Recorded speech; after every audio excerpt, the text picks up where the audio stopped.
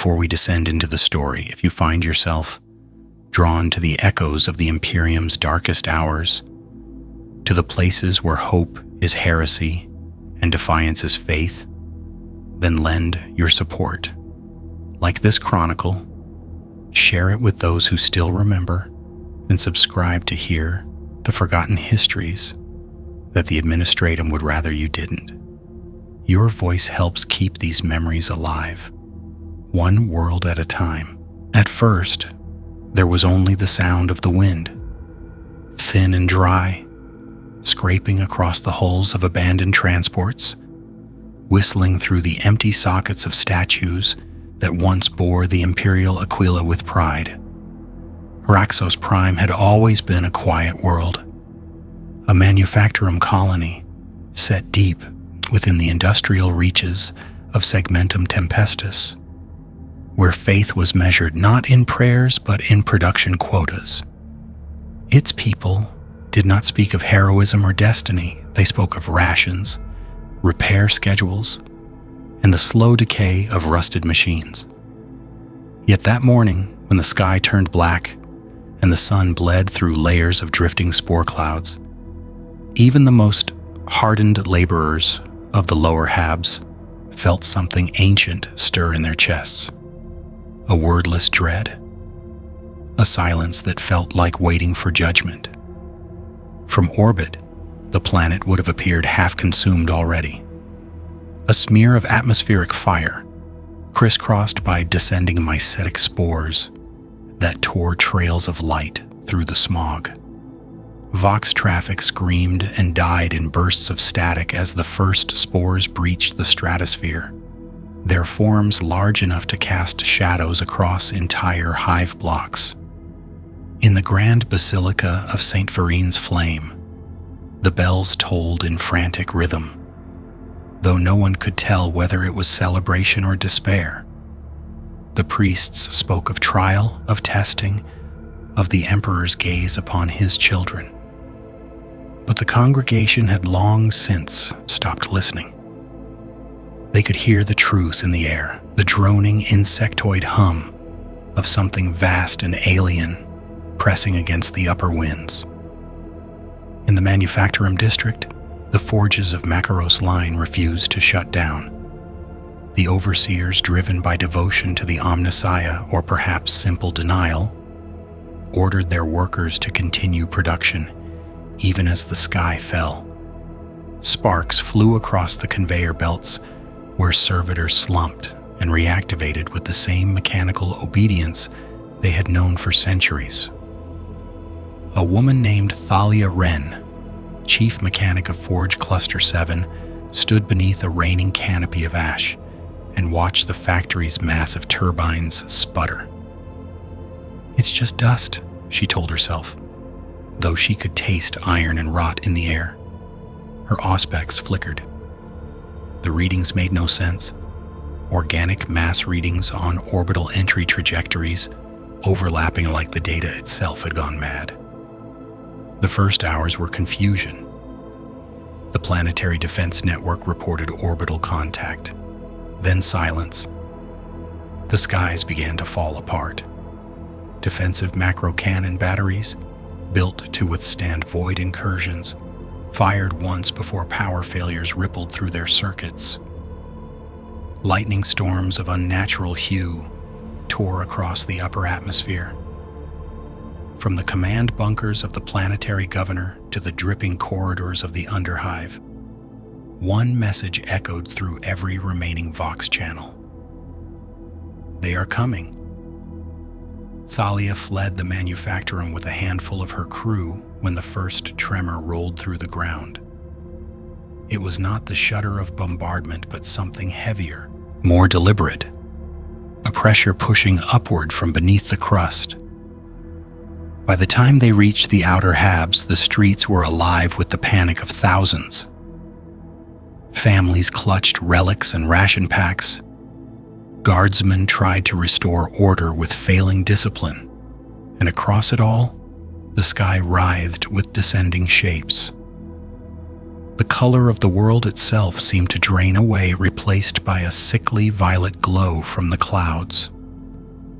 Among the chaos, a single figure stood unmoving, a preacher in tattered robes, his face burned from years of forge light. He held aloft a cracked data slate and shouted over the cacophony, his voice half static, half faith. "This is the Emperor's test," he cried. "He sends his angels clothed in monstrosity to see if our hearts still burn with devotion." None listened. A child screamed as the first spore impact struck a manufactorum tower, collapsing it into molten glass and shrieking steel. The preacher's voice vanished beneath the thunder. By nightfall, Hraxos Prime had become a wound. Fires crawled across its manufactoria plains, painting the horizon in orange ribbons. The Planetary Defense Command was gone. The Vox relays spoke only in fragmented bursts, pleas for reinforcement, recitations of litanies, coordinates spoken by dying voices. Thalia and her remaining crew took shelter within an abandoned transit tunnel beneath the Hab sector. The air was thick with smoke and promethium residue. Every surface seemed to vibrate faintly, as though the planet itself was whispering beneath their feet. She opened her data slate again, trying to locate any remaining signal from the Mechanicus command grid. Nothing. Only interference, organic, rhythmic, pulsing, a sound that made her teeth ache. In the flickering light of the emergency lumen, her second in command, a young adept named Kale, stared upward at the vibrating metal ceiling. "They're digging," he whispered. "Not falling. Digging." Thalia didn't respond. Somewhere above, the last fragments of the upper hive crumbled into the void, and beneath the roar of distant collapse, the wind returned, carrying with it the scent of acid and decay. The first shapes appeared at the lip of the crater when the fires had settled into a dull, throbbing glow. They moved with an arachnid certainty, all blade and sinew, their carapaces glistening with dew that wasn't water. Termagants, a skittering line of them, flowed down the slag like spilled ink, their flesh guns twitching as if tasting the heat. Thalia shut the lumen and pressed her back to the tunnel wall. The dark did not comfort. It only let the other senses speak louder. The quiet taps of claw on stone, the wet rasp of sacks filling and emptying, the faint, eager chitter threaded through the ruin like a wire pulled too tight. Kale clutched the shock maul across his chest, his breath halting and uneven, and the rest of the crew huddled behind battered tool crates that felt ridiculous now, as if they could bargain with inevitability through good industrial habits. A sound cut through the tunnel like a knife drawn slow across a whetstone. It was the staccato cough of Lasfire, disciplined and measured, followed by the ugly thunder of an autocannon spitting in bursts. Voices came with it, clipped and harsh, carried by the spent heat of weapons. The guard had not broken entirely. Figures moved in the smoke beyond the crater's rim, flak armor gray with ash, Aquila scoured by chemical rain, their movements drilled into them by a lifetime of obedience. An officer's command cracked against the stone: advance by file, fix bayonets, hold the line. And the Gaunts noticed. Their bodies pivoted in a strange harmony, heads lifting in the same breath. A line of living carbines writhing at their wrists. The first salvo turned the air to knives. Las flashes stitched the darkness and met a tide of acidic spit that hissed where it struck the rubble, cutting grooves in the metal that steamed like fresh meat. Thalia did not know any prayers the priesthood would recognize, But she knew the litany of diagnostics, and she whispered it to keep her hands from trembling. Primary circuits, contingency protocols, fail-safes, emergency start sequences. The familiar roll of syllables slowed her thoughts into manageable shapes. When a guardsman stumbled into the mouth of the tunnel, collapsing to a knee with his rifle half melted, she stepped forward without thinking. The man's name was stenciled on his breastplate. Danil Cord, 9th Hraxos Infantry. Blood ran down his sleeve in scalloped tracks, where something caustic had touched him. He stared at her like a man waking in a new gravity. "Vox is dead," he rasped, and then he laughed once, a small sound that did not belong to anyone. "No command, no orders, but we've a heavy stubber and 3 crates of belts, and the Emperor's eye is on cowards. They used the tunnel like a lung, inhaling men and exhaling fire.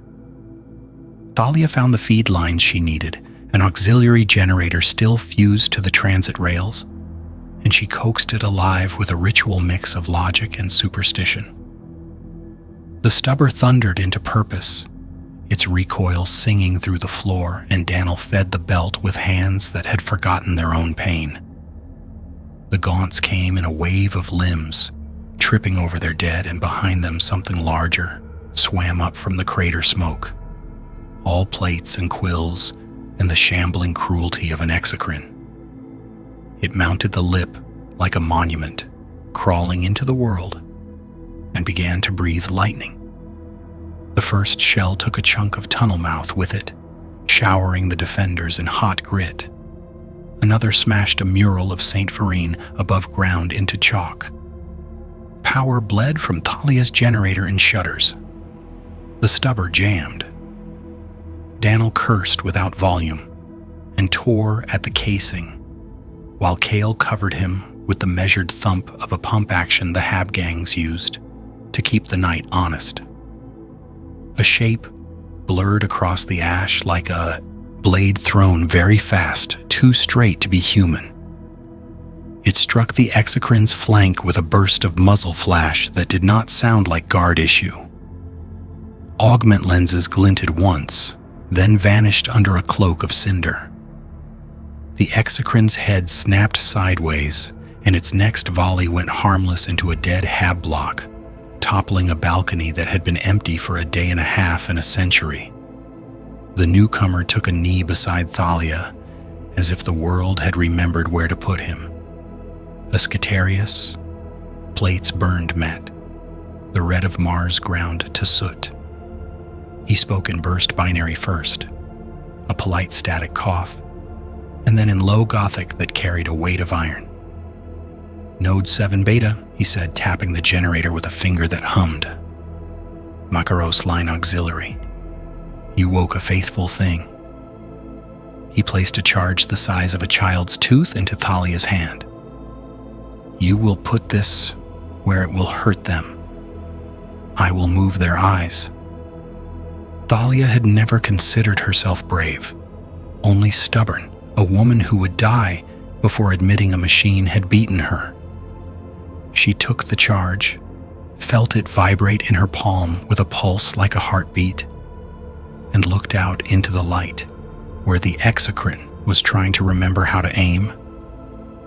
The Skitarius rose and ran with the kind of grace that machines envy and pray. The gaunts turned and followed him, as if called by music only they could hear. Danil grabbed Thalia's elbow. "You're not a soldier." She looked at him and nodded once. "Neither are you," she said gently, and crawled out into the broken morning. The crater stank of cooked ichor. The ash clung to her tongue like powdered bone. She moved where the shadows held the promise of fewer eyes, counting breaths, counting heartbeats, counting the seconds between the exocrine's charges, like a child counting lightning to find the storm. When the weapon inhaled, she moved. When it exhaled, she pressed herself to the planet and prayed to the friction in her joints. A mound of fallen gaunts made a hill that still twitched. She climbed it, teeth clenched, and slid down its far side into a trough where the exocrine's belly plates overlapped in a seam that looked more like chance than design. She pressed the tooth charge under the seam until it clicked into a softness that revolted every sane part of her, then pulled her hand away and left some skin. The Skitarius shouted a number through the smoke, something binary that even her untrained ear recognized as a count. On the third pulse, the exocrine lifted its head and drew a breath that made all the air in the crater lean toward it. Thalia closed her eyes. The blast was a single white decision. The exocrine's underside flowered open in a gout of burning sap and bone, and for a heartbeat, Hraxos Prime sounded like applause. The monster staggered, planted its legs as if memory could hold it together, and then folded, the world settling to the sound of liquid fire. Silence did not return. Nothing ever truly did on Hraxos Prime after the first day. But the pitch changed. The gaunts faltered, head crests lowering, as if a thought had gone missing. Danelle whooped once before shame crawled back into his throat, and Kale said a word in Lingua Technis that meant a very small victory worth engraving. The Skitarius knelt and touched the dead behemoth as if reading a text. "They learn," he said. "We must learn faster." He turned his lenses toward Thalia. "What is your designation?" She told him, name plain and unsanctified, and he nodded with the economy of a machine saving motion for when it mattered. Magos Errant Caste is establishing a redoubt at Vox Spire 12. Those who can move, move. Those who cannot become walls. He paused, and for the first time his voice carried something like a choice. "You woke the generator. You will keep waking things." They gathered the survivors and moved in the gaps between impacts, along alleys that once sold boiled grain and reclaimed water and now sold only passage. The sky above pulsed with distant bioplasma and nearer fires. The Vox picked up a howl that might have been wind, but felt like language spoken with too many mouths. Spore chimneys rose on the far ridge like obscene trees, their trunks pumping and flexing, spitting clouds that drifted toward the habs with chemist's precision. In the distance, a basilisk gun depressed its barrel and spoke in slow, patient sentences. It felt like hearing a friend clear his throat in a crowded room. At the base of Vox Spire 12, the air tasted of old coolant and ash. The tower had once carried prayer and entertainment and emergency orders across the city. Now its ribs were exposed, cables hanging like veins cut free to sway in the heat. Skitari worked its interior like surgeons, Alcazar pattern rifles stacked with the ceremony of altars, incense coils guttering where the wind bullied them. Thalia and Kale were led through a maze of broken consoles to a chamber where servers blinked in stubborn rhythm, each light a defiant eye refusing to close. A man of impossible pallor stood before them, his flesh woven through with filaments that pulsed to their own metronome. "Caste," he said by way of greeting, as if names were a function to be executed. Thalia felt the hair rise on her arms before he spoke again, because the whisper had returned. The floor vibrated with the memory of the exocrine's death, but beneath that lay a different voice, older and deeper, a hum that seemed to come from the stone itself.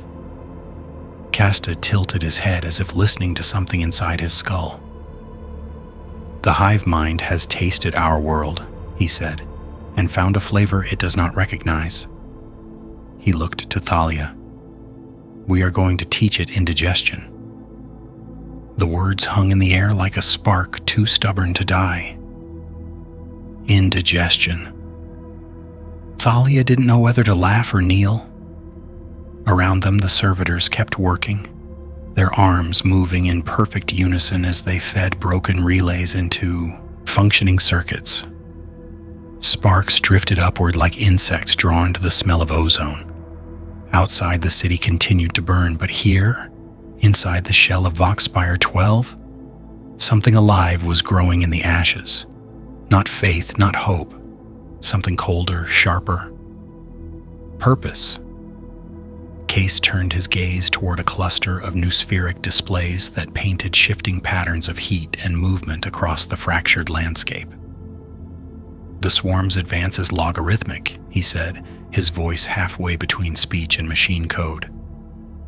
"Every block they consume becomes biomass.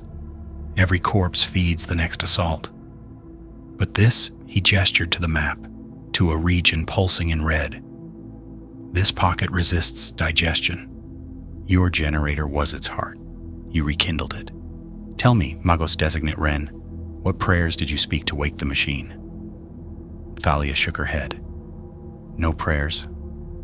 Just the old litany of startup and sequence. The kind every Forge-born learns before they learn their name."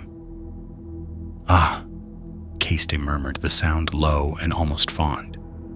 "Then it seems the Omnissiah favored obedience over devotion today." The tower shuddered. Somewhere far below, a distant detonation rolled through the strata. The Skitari around them pivoted without command, their rifles tracking the sound. Through the cracked viewport, Thalia saw what caused it. Black shapes rising from the haze, creatures larger than tanks, their wings glistening with membranous slime.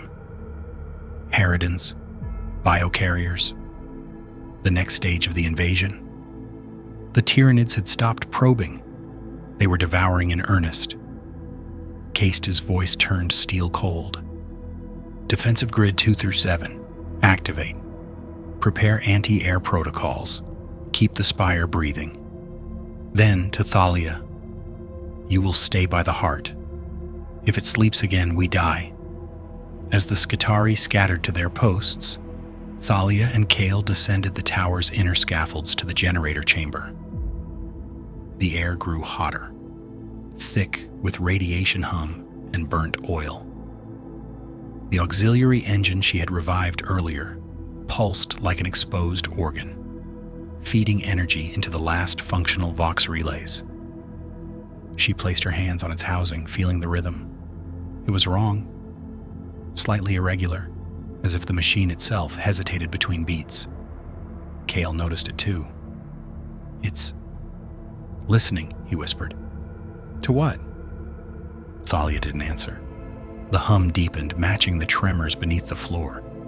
A resonance low and primal began to crawl through the metal bones of the tower. It wasn't Tyranid. It wasn't anything she'd heard before. It sounded like the world itself was answering.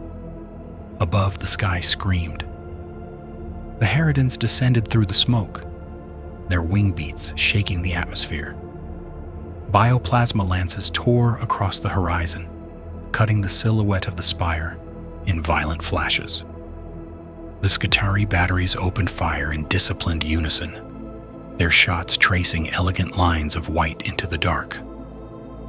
The air filled with the stutter of autocannons, the heavy crack of energy rifles, the hissing shrieks of dying organisms. Chunks of alien flesh rained down in molten arcs.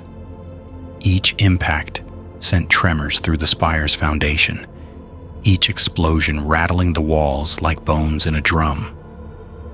Thalia tried to focus on the generator's readings. Power flow stable, coolant pressure rising, heat vents active. But the resonance grew stronger. Every time the Tyranid struck, the machine responded. Spikes in energy output, pulses synchronized with each impact. It was as if the planet itself was drawing breath with every bombardment. She felt it in her teeth, in the rhythm of her pulse. When she looked at Kale, she saw her fear mirrored perfectly in his eyes. The Vox crackled.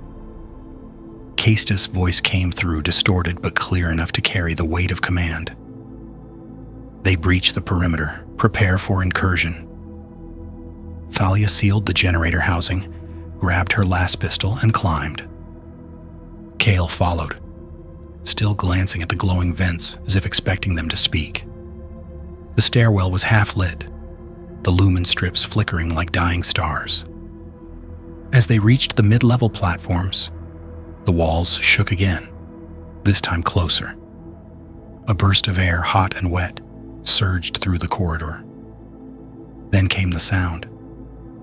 A high, trembling chitter that didn't belong to anything human. The first of them broke through the upper bulkhead in a spray of acid and splintered steel. Hormagaunts, dozens of them, limbs bladed and slick with ichor. The Skitari met them head-on. The clash was immediate, savage, and intimate. The hiss of flesh meeting energy fields, the crunch of ceramite under claw, the inhuman roar of machine voices reciting battle canticles even as their limbs were torn away. The gaunts moved like a tide, climbing over their dead, driven by nothing but the hive's eternal hunger. Thalia fired until the pistol's charge cell whined empty. She reached for another and realized her hands were shaking so violently she could barely reload. Kale dragged her backward behind a column, shouting words she couldn't hear over the cacophony. One of the gaunts lunged past a fallen Skitarius, its scything talon flashing. She saw it too late. The blade caught Kale across the shoulder, throwing him down in a spray of blood. Thalia screamed, firing again and again until the creature dissolved into burning pulp. She knelt beside him. His eyes were open, glassy but aware. "Don't stop," he breathed. "You have to keep them awake." She thought he meant the wounded, the defenders. But then she saw his gaze shift toward the floor, toward the generator far below. The hum had grown deafening. It filled the air like a heartbeat turned to thunder. The gaunts fell back as suddenly as they'd come. For a moment, confusion hung over the defenders. Then a sound rose from beneath the earth. A deep, resonant groan that wasn't mechanical at all. The ground split. The spire shook as if something vast and unseen had turned in its sleep. From the fissures between paving slabs, a pale mist began to pour upward, glowing faintly like phosphor light refracted through water. The Skitari halted fire. Even the Tyranids froze, their alien instincts stalling in the face of whatever this was. The mist swirled around the base of the spire, pulsing faintly in rhythm with the generator's light. Thalia felt her skin crawl with static, her breath catching as the realization hit. The machine wasn't merely powering the tower. It was resonating with something deep beneath the planet's crust. Castus' voice came through again, ragged but alive. "Whatever happens, do not shut it down. The machine spirit has found something ancient." The mist thickened, coiling around the broken manufactoria below like ghostly armor. The Tyranids screeched, recoiling as the first waves touched them. Their flesh blackened, their limbs convulsed, their collective will faltered. For the first time since the invasion began, the swarm hesitated, and as the defenders watched, the world beneath Hraxos Prime answered its children. The tremor spread outward, a pulse that rolled beneath the city like a buried storm. Walls shivered, towers swayed. The air thickened until each breath felt heavy, full of grit and meaning. Thalia braced herself against a railing and tried to comprehend what her senses whispered. The planet was speaking in vibration, not sound. The resonance was not random, it had cadence, structure, intent.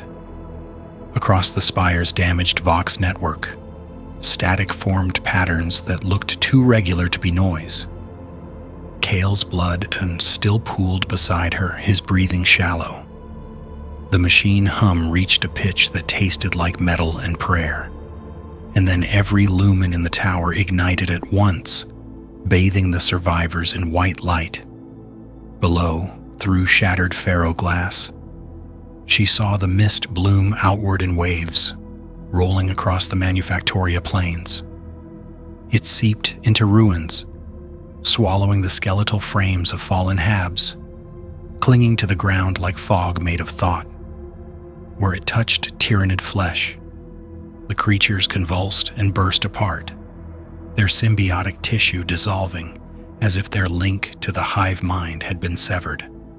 For a few stunned seconds, the swarm fractured, each beast turning blind and feral, thrashing against its own confusion. Thalia pressed her palms to the floor. The vibration coursed through her bones, terrifying, exhilarating. "It's alive," she whispered. Casty's voice hissed through the Vox, the words breaking like waves on static. "Not alive," he corrected softly. "Awake." Outside, the storm intensified.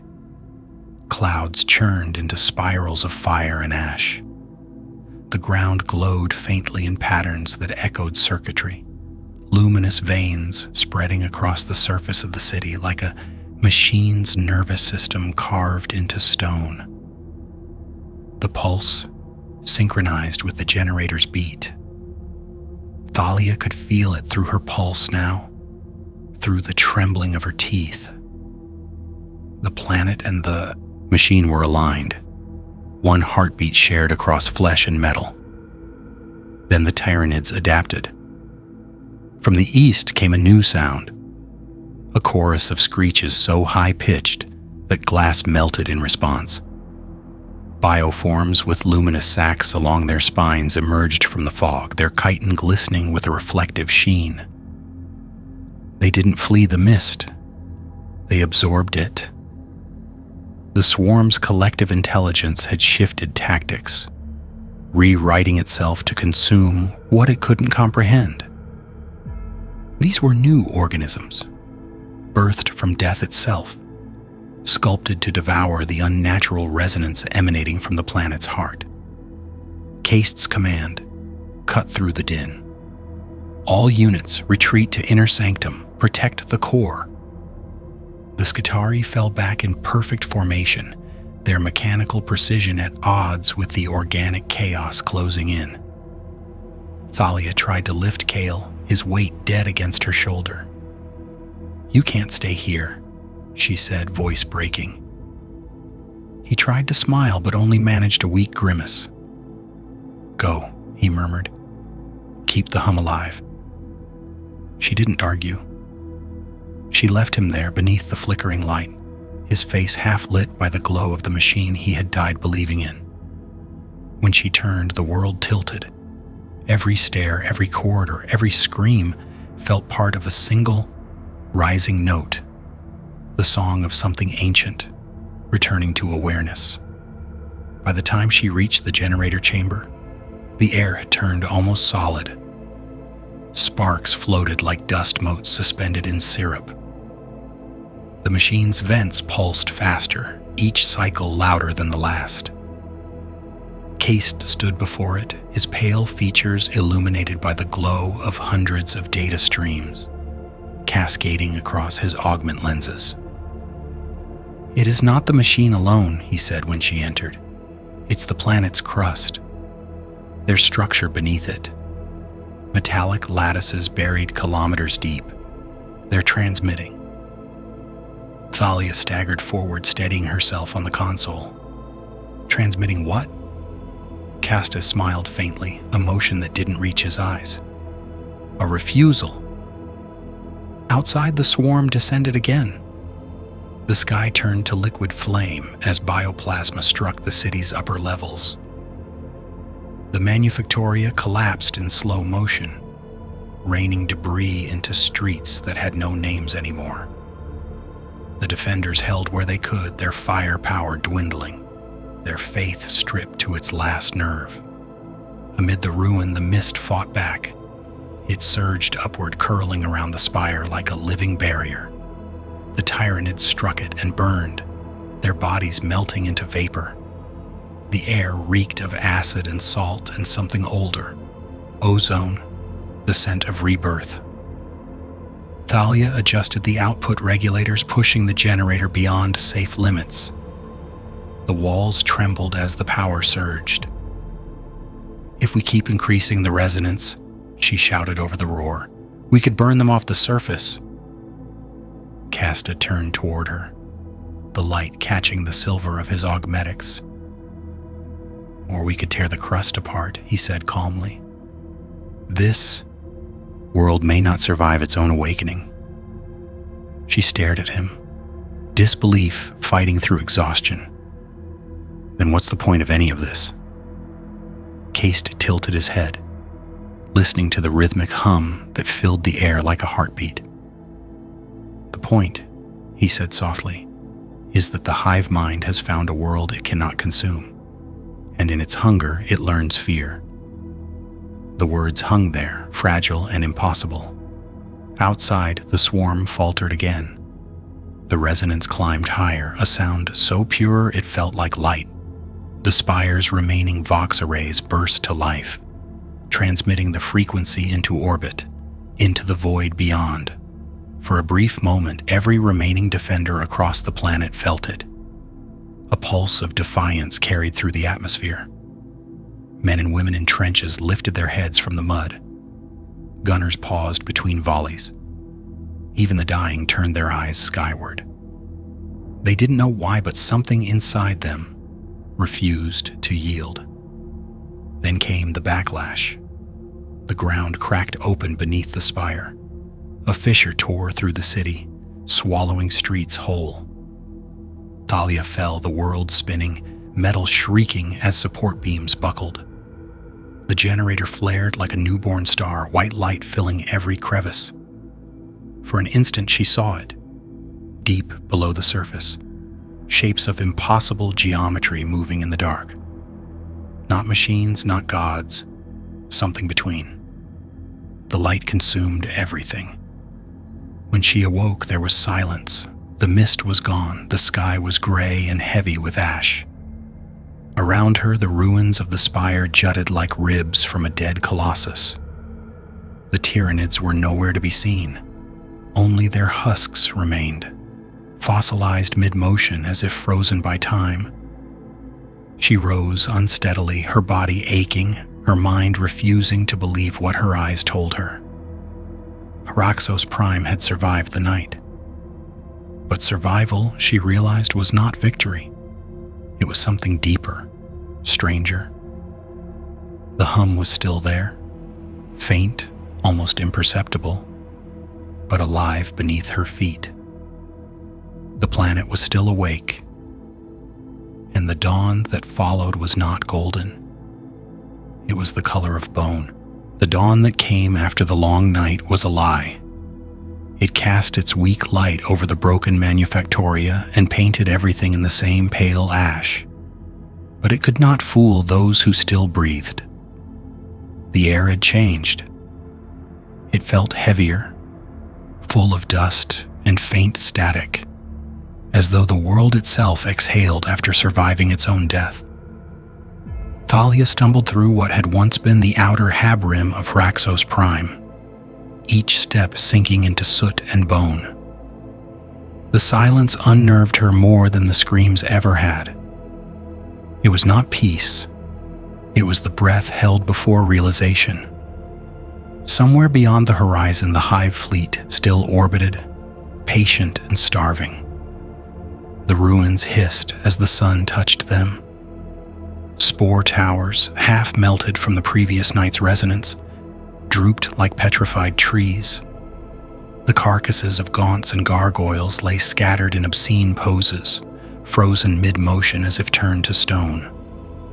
Thalia knelt beside one, brushing ash from its chitin. The surface was rigid, crystalline.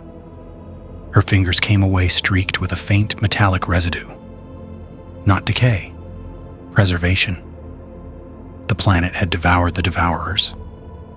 She wondered if it was deliberate, if the resonance that had risen from beneath had not merely destroyed, but claimed. She turned at the sound of footsteps crunching behind her. Daniel Cord, impossibly alive, approached through the mist. His flak armor scorched and fused in places, the Imperial Aquila barely visible through grime. His left arm was wrapped in a torn banner that once bore the mark of the 9th Hraxos Infantry. He carried a lace gun held together with wire and faith. "You shouldn't be out here," he said, voice hoarse but steady. "Command wants survivors regrouped near the river trench, if you can call that a river anymore." Thalia almost smiled. "Command still exists?" "Barely," he said. "Magos Casta is alive too. He's at the trench talking with the guard. They say he's got a plan." The word plan sounded foreign in the ash-thick air, like a relic from a civilization that had forgotten itself. Together they moved across the ruins, weaving between twisted pipes and collapsed servitor stations. As they walked, the ground occasionally trembled beneath them, not violently but rhythmically, like the heartbeat she had felt through the spire's floor. It was softer now, distant but insistent. Every pulse reminded her that the planet was still awake, still listening. The trench was a wound carved through blackened soil stretching for kilometers. What had begun as a riverbed had become a refugee line, a tangle of makeshift shelters, burned-out transports, and field shrines. The Astra Militarum had fortified its edges with what little remained. A few working tanks, the cracked shells of sentry turrets, sandbags filled with ground glass. Servitors dragged corpses into piles and recited mechanical benedictions. The air reeked of burnt promethium and faith turned sour. Magos Errant Casta stood at the center of the chaos like a shard of calm logic amid madness. His cloak was gone, his augmetics blackened with soot, but his posture remained unbroken. Around him, a small assembly of guard officers and Skitari relays formed a makeshift command. They turned as Thalia and Danelle approached. "You survived?" Casta said simply. "Good. The machine spirit remembers its architect." Thalia hesitated. "The spire? It's gone. Whatever we woke, it changed everything." Casta nodded. "Yes, the swarm felt it too. Their synapse signals have fractured. Their movements are erratic, divided. The hive mind does not understand what it tasted. That buys us time, but not salvation. The fleet still waits above, orbiting beyond sensor range. They will adapt. They always adapt." One of the officers, a colonel with half his face wrapped in gauze, slammed his fist against a data slate. "We've got maybe 10,000 left planet-wide. No orbital defense, no reinforcements, and the air's poison. Time isn't going to help us. It's just more of the same slow death." Caste regarded him with machine patience. "Perhaps. But slow death can become a weapon, Colonel. If the Tyranids feed on life, what happens when life poisons itself to survive?" The officers exchanged uneasy glances. Daniel frowned. "You mean taint the biomass?" Thalia's stomach turned at the thought, but Casta continued unmoved. "The planetary crust holds reservoirs of industrial runoff, promethium sludge, chem-reactive waste, decay from centuries of manufactoria overproduction. It saturates everything from the rivers to the roots. If we can accelerate the spread of these toxins into the upper atmosphere, we may turn the planet into something the swarm cannot digest." You'd kill everything, Thalia said quietly. Every tree, every animal, everything, Cast agreed. But the Emperor does not ask us to live. He asks us to serve. If this world must become a poison, then so be it. The trench fell silent. Somewhere in the distance, a basilisk fired once, a long, echoing thunder that rolled through the earth like punctuation. The colonel lowered his gaze. How long do we have? Casta's eyes flickered as he accessed the data feed still functioning. Hours, perhaps a day. The hive mind is rebuilding its synapse web. When it returns, it will descend in full strength. Daniel spat into the ash. Then we make sure it chokes on us. The plan began there, in the dust and ruins of Hraxos Prime, born from desperation and the faint echo of a heartbeat that was not entirely human. It would require every remaining generator, every drop of promethium, every act of sacrilege the survivors could still perform. Thalia stood among them, her mind turning between terror and awe. She had awakened something she did not understand, and now they meant to feed it, to merge the machine's defiance with the planet's bitterness. As she looked over the cratered horizon, she could already feel the vibration beneath her boots, faint but steady. The hum of something immense waiting below.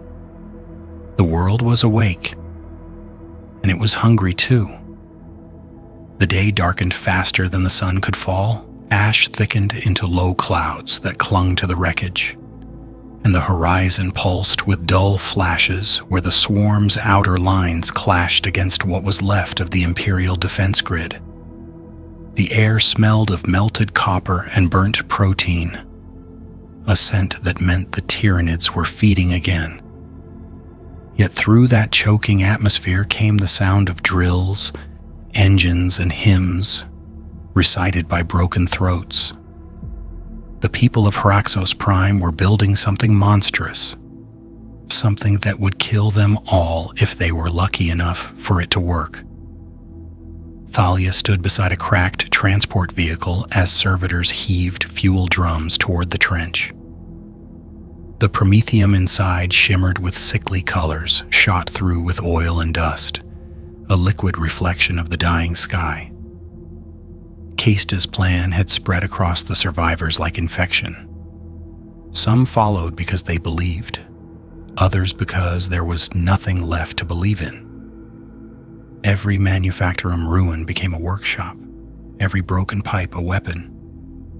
The planet itself would burn from the inside out, and the swarm would find only ash where life had once grown. You ever think we're doing their job for them? Daniel asked, crouching near the wrecked transport to reload his laser gun. His voice was quieter than before, less soldier and more man. Thalia didn't answer immediately. She watched the servitors working in silence, their movements measured, their mechanical chants carrying faintly through the smoke. If we were doing their job, she said finally, we'd be building something beautiful from what we destroy.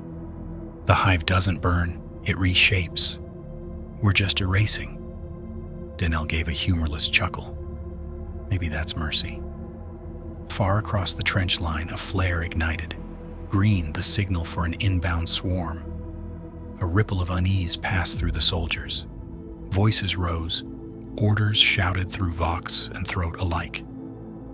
The first barrage came seconds later, streams of spore pods descending through the clouds, slamming into the ground with wet, hollow detonations. The earth shook. Then came the sound, the buzzing roar of wings, the grinding shriek of chitin against metal. Thalia felt the vibration before she saw them. The Tyranids surged out of the smoke like a tide of living knives, their movements so fluid they seemed poured rather than born. The guard opened fire, lace guns painting the dusk in streaks of crimson. Autocannons thudded in mechanical rhythm. The front line dissolved into chaos. screams mixed with battle canticles. Promethium burned, and the smell was sweet and wrong. "Get to the generators," Daniel shouted, grabbing her arm. Together they ran along the trench, ducking beneath fire and debris. The hum beneath their feet grew louder with every step as, though the world itself was watching the battle unfold, Thalia could almost feel its breath rising through the fissures. The last of the working reactors stood ahead, a cluster of Mechanicus machinery dug into the earth, half devoured by rust, its power feeds glowing like veins in the dark. Caste was there, directing the effort with cold precision. "Feed lines ready," he barked, his voice amplified through voxcasters. "Ignition in 3 minutes. Hold the swarm until the signal." The Skitari held the approach, their rifles spitting arcs of blue light that cut through the shadows. Their formation was flawless, mathematical.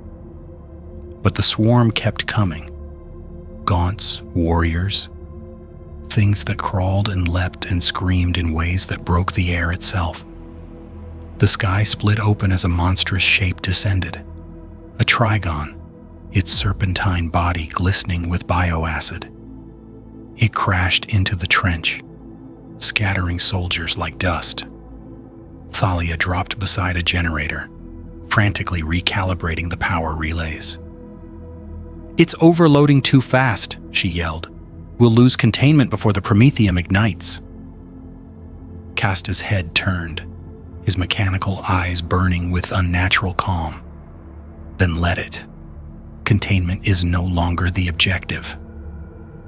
The Trigon reared, its jaws opening in a spiral of teeth. A Skitarius stepped forward, plasma gun in hand, and fired point blank. The creature screamed as half its face dissolved. But it didn't fall, it lunged, impaling the Skitarius on a talon. The air filled with the sound of servos grinding, prayers half screamed, and the thunder of weapons that could no longer hold the line. Daniel fired until his laser gun overheated, the weapon's casing glowing dull red. "Thalia," he shouted, "we have to move." She ignored him, hands flying across the controls, her mind locked in a mechanical trance.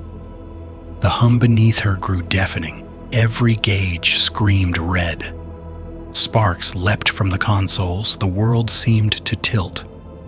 Then, through the haze of noise, she heard it again. The rhythm. The same pulse that had awakened beneath the spire. It was faster now, stronger, answering her every motion. She slammed the final sequence. The ground convulsed. A column of fire erupted from the trench, swallowing the Trigon whole. The shockwave tore through the battlefield, flattening Tyranids and humans alike. Promethium ignited in a chain reaction that raced across the horizon. The earth itself seemed to scream, a sound of molten hate rising from the planet's veins. When the light faded, the battlefield was gone. Only ash remained, glowing faintly in the dark. The survivors lay scattered across the charred ground, ears ringing, lungs seared by smoke.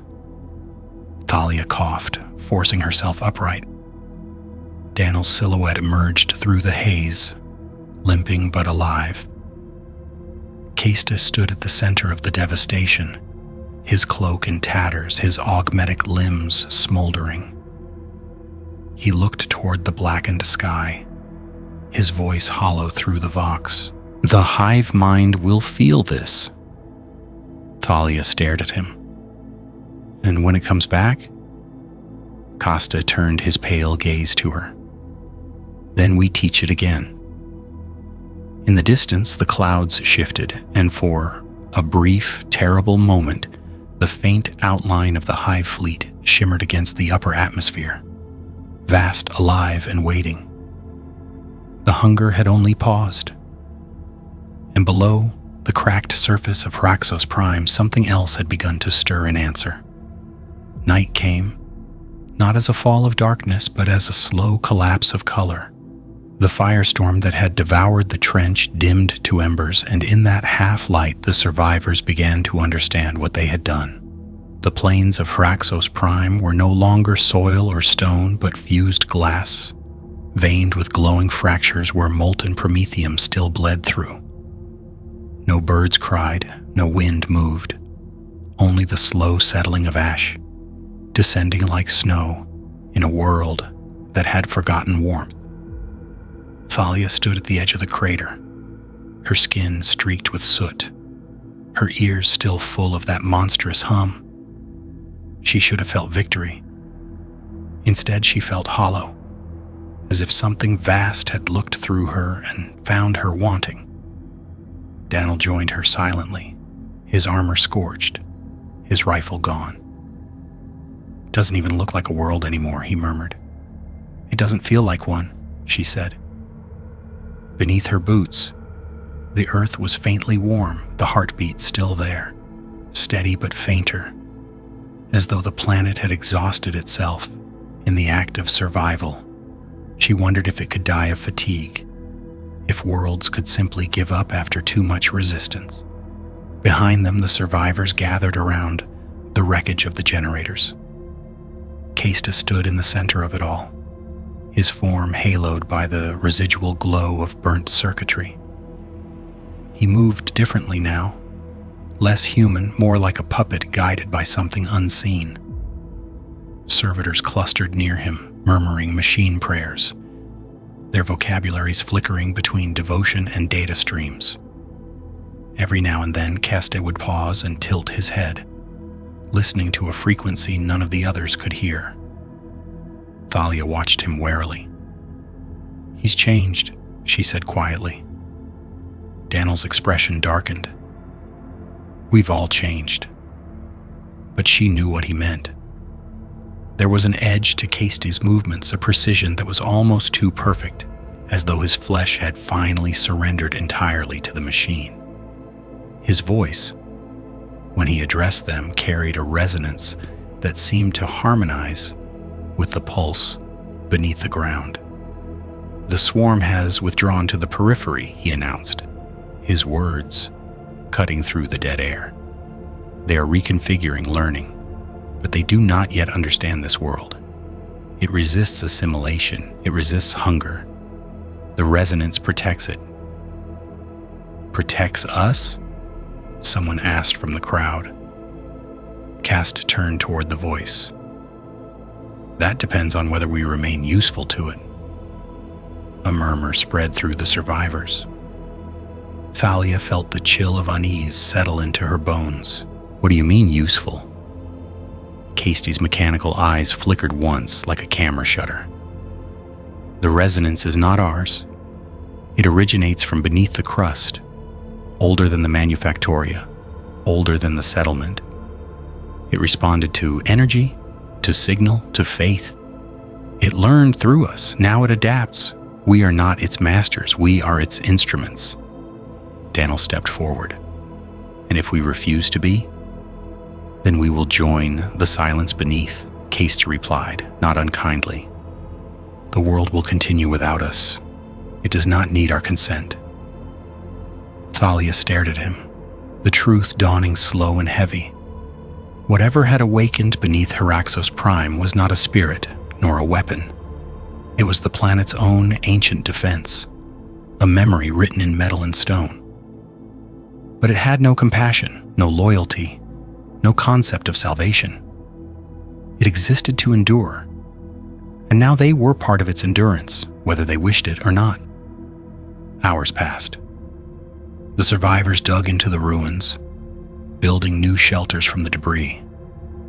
The air had cooled, but the ash still glowed faintly at night, painting everything in pale gold. Thalia sat alone by the edge of the trench, her thoughts restless. The hum beneath her was quieter now, softer, almost like breathing. She wondered if it dreamed. A faint crackle drew her attention. Her data slate, long dead, flickered to life. The display scrolled with unreadable text. fragments of binary code, interlaced with phrases in High Gothic. The flesh remembers. The machine endures. The hunger feeds on both. Then it went dark again. She looked toward Cast's camp. His form was still visible, standing motionless before a row of broken servitors. He wasn't sleeping. He wasn't even still. His fingers twitched, tracing patterns in the air, drawing sigils of circuitry and faith. The servitors answered with binary hums, their voices blending with the pulse of the ground. Danelle appeared beside her again, silent for a long time before he spoke. "Do you hear it?" "Yes," she said, "and it's changing." The hum had shifted in tone, less mechanical now, more alive. It rose and fell like wind through a cathedral, as though voices had joined it, faint and countless. She couldn't tell if they were human. Daniel's eyes narrowed. "That's coming from under us." Thalia nodded. "The crust is hollow in places. The resonance might have awakened more than just the planet's defense grid. There could be structures down there. Ancient manufactoria, buried data vaults." She trailed off. The truth didn't need words. They both knew the implications. If there was something below, it was awake now, and it was listening. The next tremor was subtle, but it made the ash ripple like water. In the distance, lights flickered beneath the ground, faint, scattered like constellations buried under glass. The survivors stirred, murmuring prayers, unsure whether to fear or worship. Then came the sound, a deep, resonant thud from the horizon, the kind of impact that shook the lungs and bent the air. Another, then another. The Hive Fleet was not gone, it was landing again, sending new spores, new beasts, new hunger to test what had defied it. Daniel clenched his jaw. Round 2. Thalia rose, staring into the gray distance where the first spore pods descended like falling stars. She no longer felt fear, only exhaustion, and the grim understanding that the world beneath their feet had chosen its side. The hum rose again, louder, hungrier. The impact rippled through the ash plains like a heartbeat magnified 1,000-fold. Dust billowed upward in slow motion, and from within that churning veil came the screech of things newly born. Spore pods split along wet seams, their interiors glistening with bioluminescent slime. Gaunts spilled out in packs, their claws blackened by the soot, their alien eyes reflecting the faint glow from the fissures below. The second wave had arrived, and it was angrier, hungrier than the first. Thalia watched from the ridge as the first salvo of guard artillery found its mark, detonating among the swarms. The explosions threw arcs of molten flesh high into the air, but the horde kept advancing, tireless and unfeeling. Each impact only seemed to sculpt their momentum, pushing them forward like a tide made of blades. Around her, the remnants of Hraxos' defenders scrambled to rearm the trenches, their movements automatic, their hope long since rationed away. Below them, the earth answered with tremors that grew more frequent, more deliberate. The world was not content to lie dormant anymore. The hum that had once been a whisper was now a roar, deep and resonant, vibrating through the marrow of every living thing still clinging to the surface. It felt like standing atop the chest of something enormous as it prepared to breathe. Cast emerged from the smoke, his cloak reduced to a pattern of wires and cloth fused together. The glow from his augmetics was brighter than before, casting strange shadows over the scorched ground. "Form defensive perimeters along the fissure line," he commanded. "The resonance will not shield us if the swarm breaches the lower vents." Daniel jogged past Thalia, his movements unsteady but purposeful. "You heard him," he shouted to a cluster of soldiers. "Keep them back from the cracks. Whatever's down there isn't for them." Thalia wanted to argue, wanted to demand that they retreat, regroup, do anything but fight where the planet itself was breaking open. But the sky made the decision for her. A shadow passed across the light, vast and slow-moving. A bioship, descending lower than any before it, its carapace glistening with rivers of pulsing veins. The air around it warped with heat. "The Hive is watching us," Casta said, his voice flat. "It has decided this world is worth the effort." The bombardment began. Tendrils of living plasma streaked downward, striking the plains with surgical precision. Entire regiments vanished in blinding eruptions. The glassy surface fractured, spitting geysers of molten promethium. And yet through it all, the hum grew stronger, louder, until it drowned out even the bombardment. The air vibrated with energy that had no origin and no mercy. Thalia dropped to one knee, hands pressed to the ground. "It's channeling through the crust again," she gasped. "The whole mantle is resonating, reacting to the impact." Casta turned toward her, his face lit from below by the flickering fissures. "Then give it direction. We can shape it this time. Feed it what it needs." "How?" she demanded, the roar of the sky nearly swallowing her words. "Signal modulation," Casta replied. "The generator at the trench can act as a conduit. If we synchronize its pulse with the planet's vibration, we can—" He never finished. The ground behind him split open with a deafening crack. From the wound in the earth, light erupted, cold, white, and impossibly pure. The shockwave threw them both backward. When Thalia lifted her head, she saw what had emerged. It wasn't machinery, not entirely. It was a structure of metal and stone fused together, its form impossibly symmetrical, as though geometry itself had grown from the soil. Runes burned along its surface, ancient, unreadable, pulsing in time with the hum. The Tyranids closest to it convulsed, their bodies spasming as their synaptic links faltered.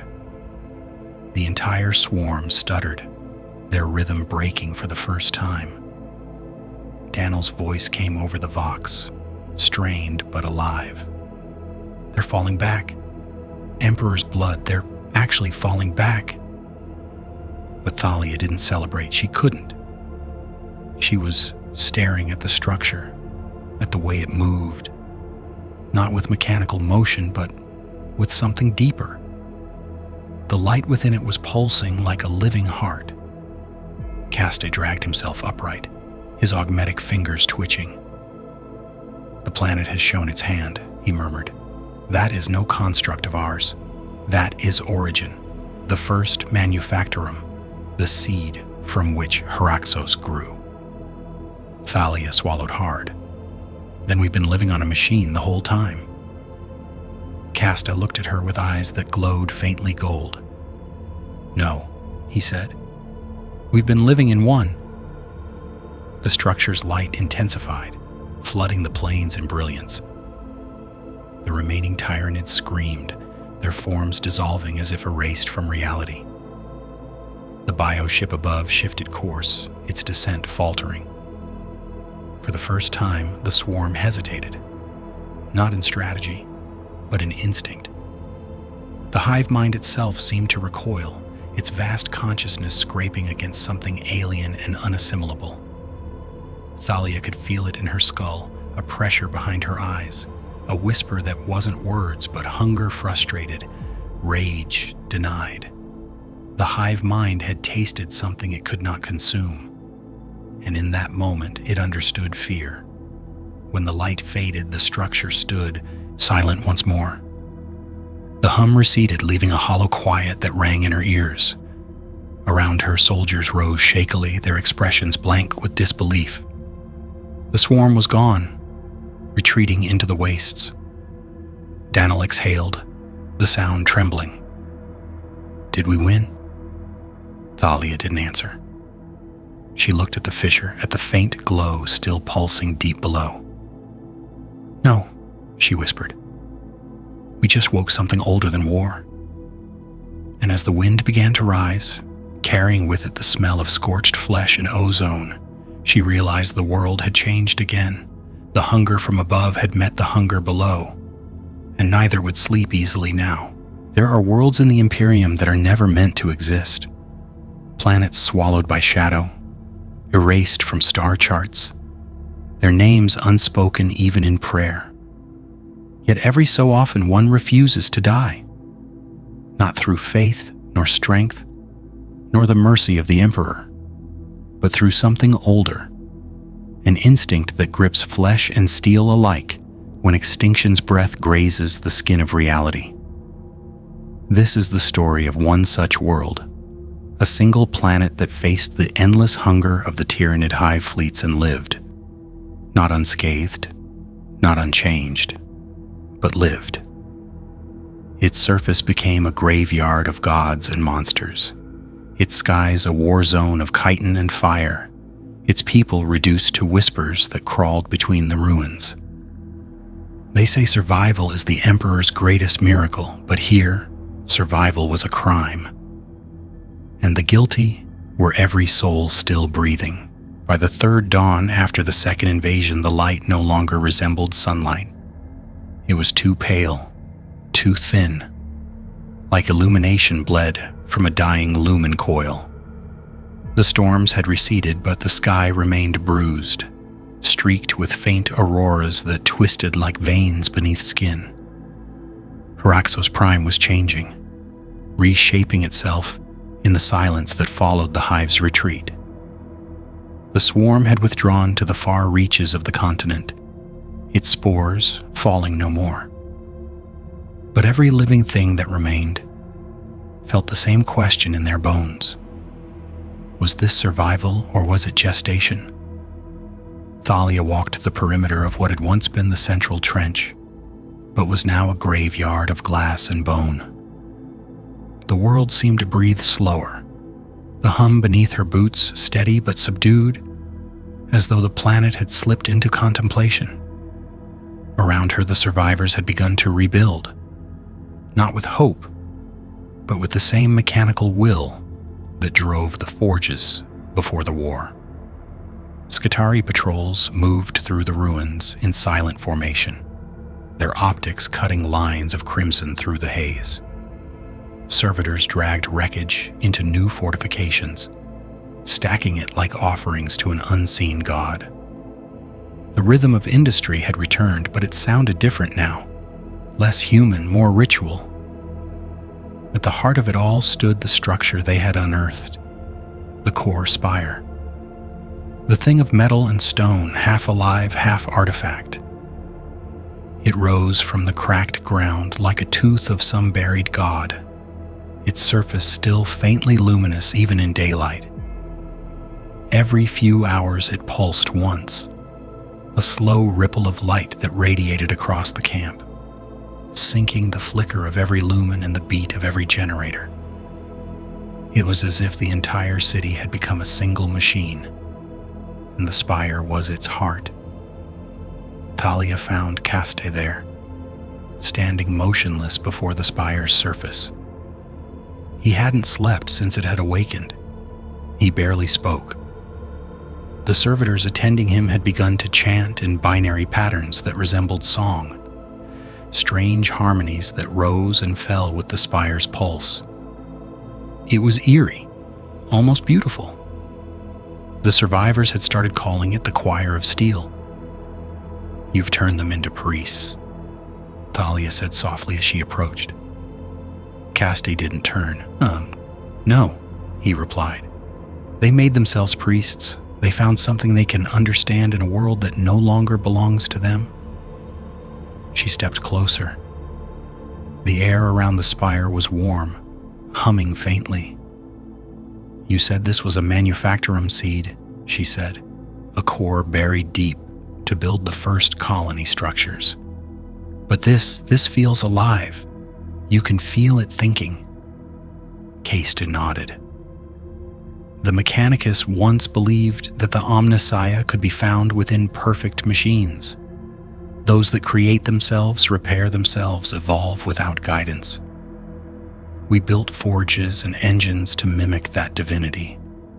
But this, he raised a trembling hand, letting his fingertips hover just above the spire's surface.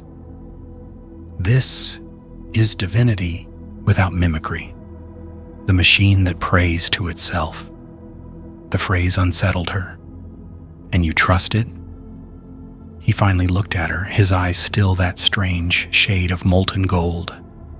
Trust is a human concept. This world no longer belongs to humans.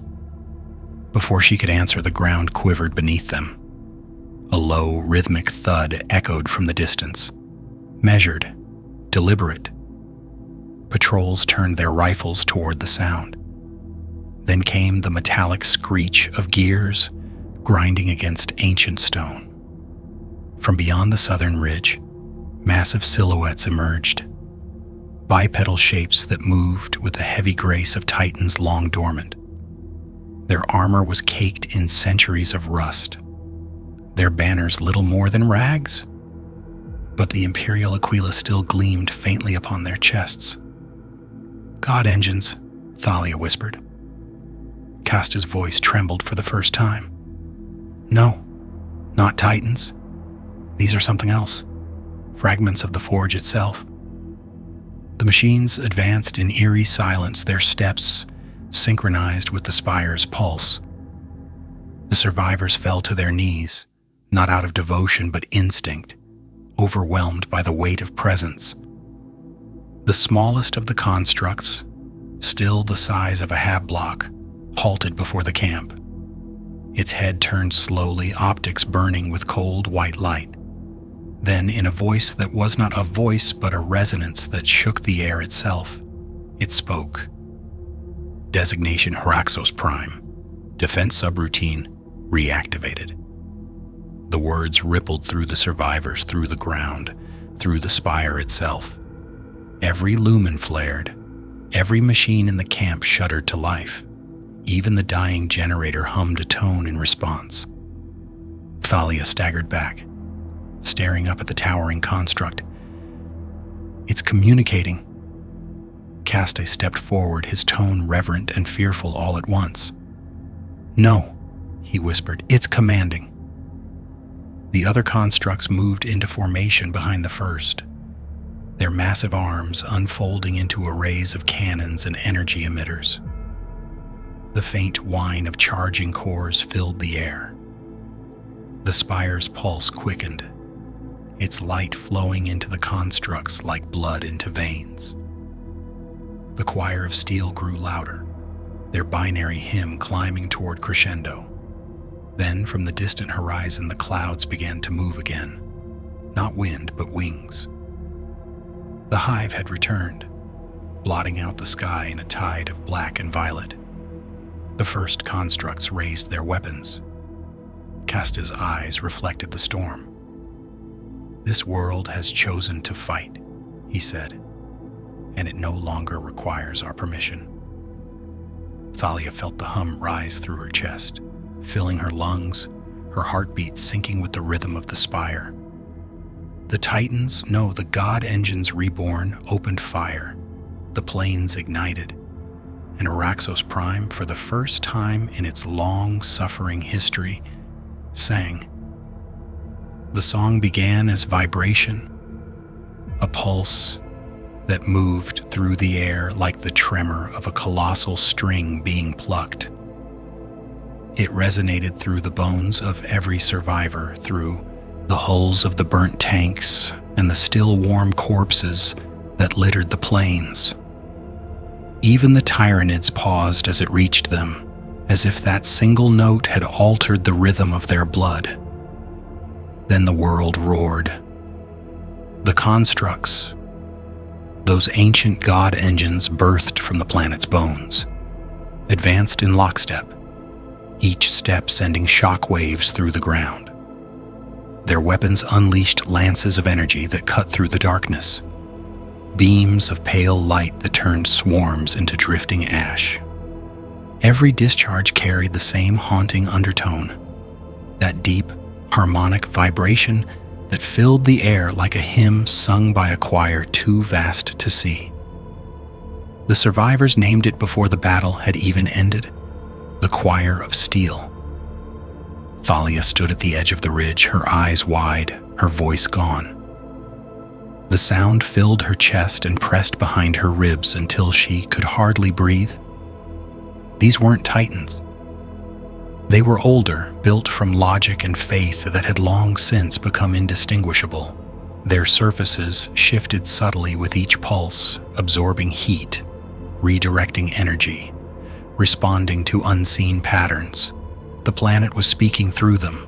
Daniel crouched beside her, shielding his eyes from the brilliance of the plasma storms. "If that's the Emperor's will," he muttered, "then he's finally decided to sing loud enough for everyone to hear." She shook her head. "No, this isn't him. This is the world itself. The machines, they're just the instruments." Below them, the Skitari fought alongside the constructs. The line between human and machine blurred entirely now, metallic hymns mixing with the thunder of their weapons. Every command pulse from the constructs rippled across the Vox network, and the Skitari moved, as if choreographed by divine intent. The battlefield was a cathedral of flame, and the choir's music was its sermon. Kaste moved through it all like a prophet walking between worlds. His body pulsed with the same light that flickered across the spire, his augmentics resonating in perfect harmony with the machine chorus. "Do you see it?" he called to Thalia through the din, his voice amplified by the storm. "This is unity, flesh and steel, thought and pattern, will and waveform. This is the language of survival." Thalia wanted to believe him. But even as the choir tore through the swarm, she could see the cost. The constructs were burning themselves alive, their armor glowing red, their forms cracking under the strain of their own energy output. They were not built for eternity. They were weapons of finality, meant to burn bright and vanish. The hive, relentless as always, adapted. The second wave came not from the air but from below. Tremors rippled through the ground as tunneling creatures, trigons, molochs, and worse, burst from beneath the glassy crust. They struck at the legs of the constructs, tearing through the molten soil, their acid blood eating through armor. One of the god engines staggered, its great frame tilting as its leg dissolved. With a sound like an organ collapsing, it fell, its impact carving a crater in the earth. The choir did not falter. If anything, the fall deepened the pitch. The remaining constructs turned their weapons downward, firing into the fissures. The ground shook so violently that even the air seemed to ripple. The light from the spire pulsed faster, brighter, and the resonance grew unbearable. It was no longer a song. It was command, pure and absolute. "Thalia!" Casti's voice broke through the chaos. He was standing at the base of the spire, his arms outstretched, connected to the machine by thin cables that threaded into his flesh. "The spire is losing stability. The energy flow must be modulated, or it will..." His words drowned as another fissure split open behind him. A flood of molten light surged upward, consuming the bodies of the fallen. For a moment, the battlefield was illuminated like a sunrise made of glass. Thalia sprinted down the slope, her boots slipping on loose shards. Daniel followed close behind, shouting for her to stop. She reached Kaste as the light reached its crescendo. The spire's surface had fractured, veins of brilliance spider-webbing across its structure. Energy spilled from it in waves that disintegrated anything organic it touched. Caste's form was half illuminated, his flesh translucent from within, circuitry glowing beneath his skin. "It's too much," Thalia cried. "You're feeding it too fast." Caste's face twisted, not in pain but in awe. "I'm not feeding it," he said. "It's feeding me." He turned toward the spire, his body trembling as arcs of energy leapt between his augmetics and the machine. His voice lowered, almost tender. "It's learning through me, Thalia. The world remembers. It remembers war." Before she could reach him, the pulse hit. Every lumen in the camp flared to blinding white. The sound that followed was beyond hearing. It was pressure, it was gravity, it was revelation. The constructs halted mid-stride, their forms stiffening as the light from the spire poured into them. The hive screamed in unison, a sound that made the sky itself tremble.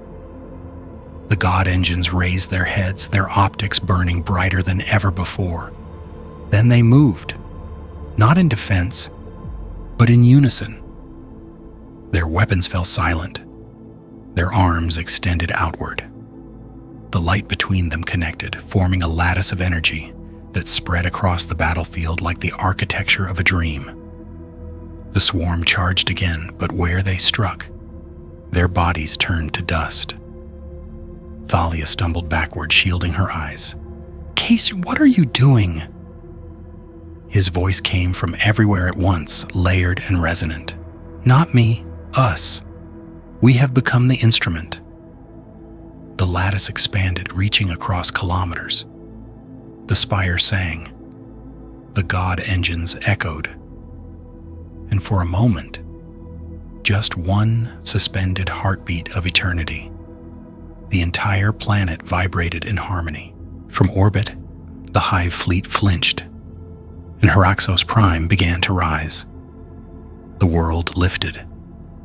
It did not ascend as a ship might, nor quake as a dying world should. It rose as if buoyed by some unspoken will, carried on the slow, inevitable swell of power, drawn from its own core. The crust rippled outward in plates of molten glass and fractured steel. Cities long entombed in silence shifted under the strain. Mountains cracked, valleys filled with incandescent light. Hraxos Prime was no longer a planet. It was a living engine, exhaling dust and fury in perfect rhythm. Thalia lay flat against the trembling ground, her lungs crushed beneath the pressure of sound. All around her, the constructs had frozen mid-gesture, their arms still outstretched toward the heavens as lines of fire connected them like veins in a celestial machine. The resonance from the spire filled everything: air, metal, blood. She felt it crawling through her nerves, rewriting her heartbeat. Caste hovered between life and something beyond. The cables that linked him to the spire had become part of him now, burrowed into his flesh until the distinction between man and conduit was meaningless. The glow from his eyes had deepened to a blinding white, and his voice, when it came, was no longer his own. It was the voice of the planet, the voice of something vast and ancient, speaking through him as though he were a mouth carved in clay. "We are awake." The words rolled across the plains like thunder that forgot how to die. Every survivor felt them in their bones. Servitors collapsed, their circuits overloaded. Vox units screamed with static. The god engines stirred again, their steps shaking loose entire cliffs of fused slag. Thalia forced herself to her knees. "Caste, stop, you'll tear the whole planet apart." He turned his face toward her, and for a heartbeat she saw recognition flicker beneath the brilliance. "You still think we are separate?" he said softly. "You still think there is you and me? But the choir sings one note now. The flesh is the echo, not the instrument." The sky split open. From orbit, the hive fleet had begun its descent in earnest. Mycetic spores fell like meteor rain, carving lines of violet fire through the atmosphere. The bioships were moving faster than before, their hunger sharpened by desperation. They sensed what Hraxos had become, and they could not allow it to live. Casti raised a trembling hand, and the spire responded.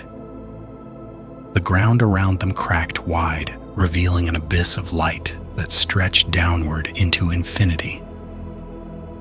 "You asked what this world was," he said. "It was never a colony, it was never a forge, it was an ark, an experiment left unfinished. The Omnissiah's dream forgotten beneath its own dust." Thalia stared into the abyss.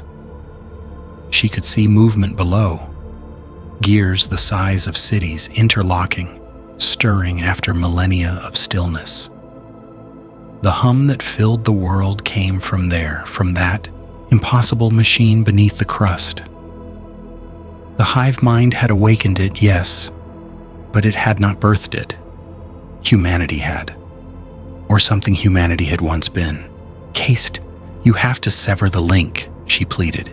"If it keeps rising, it'll rupture the mantle. Everything on the surface will die."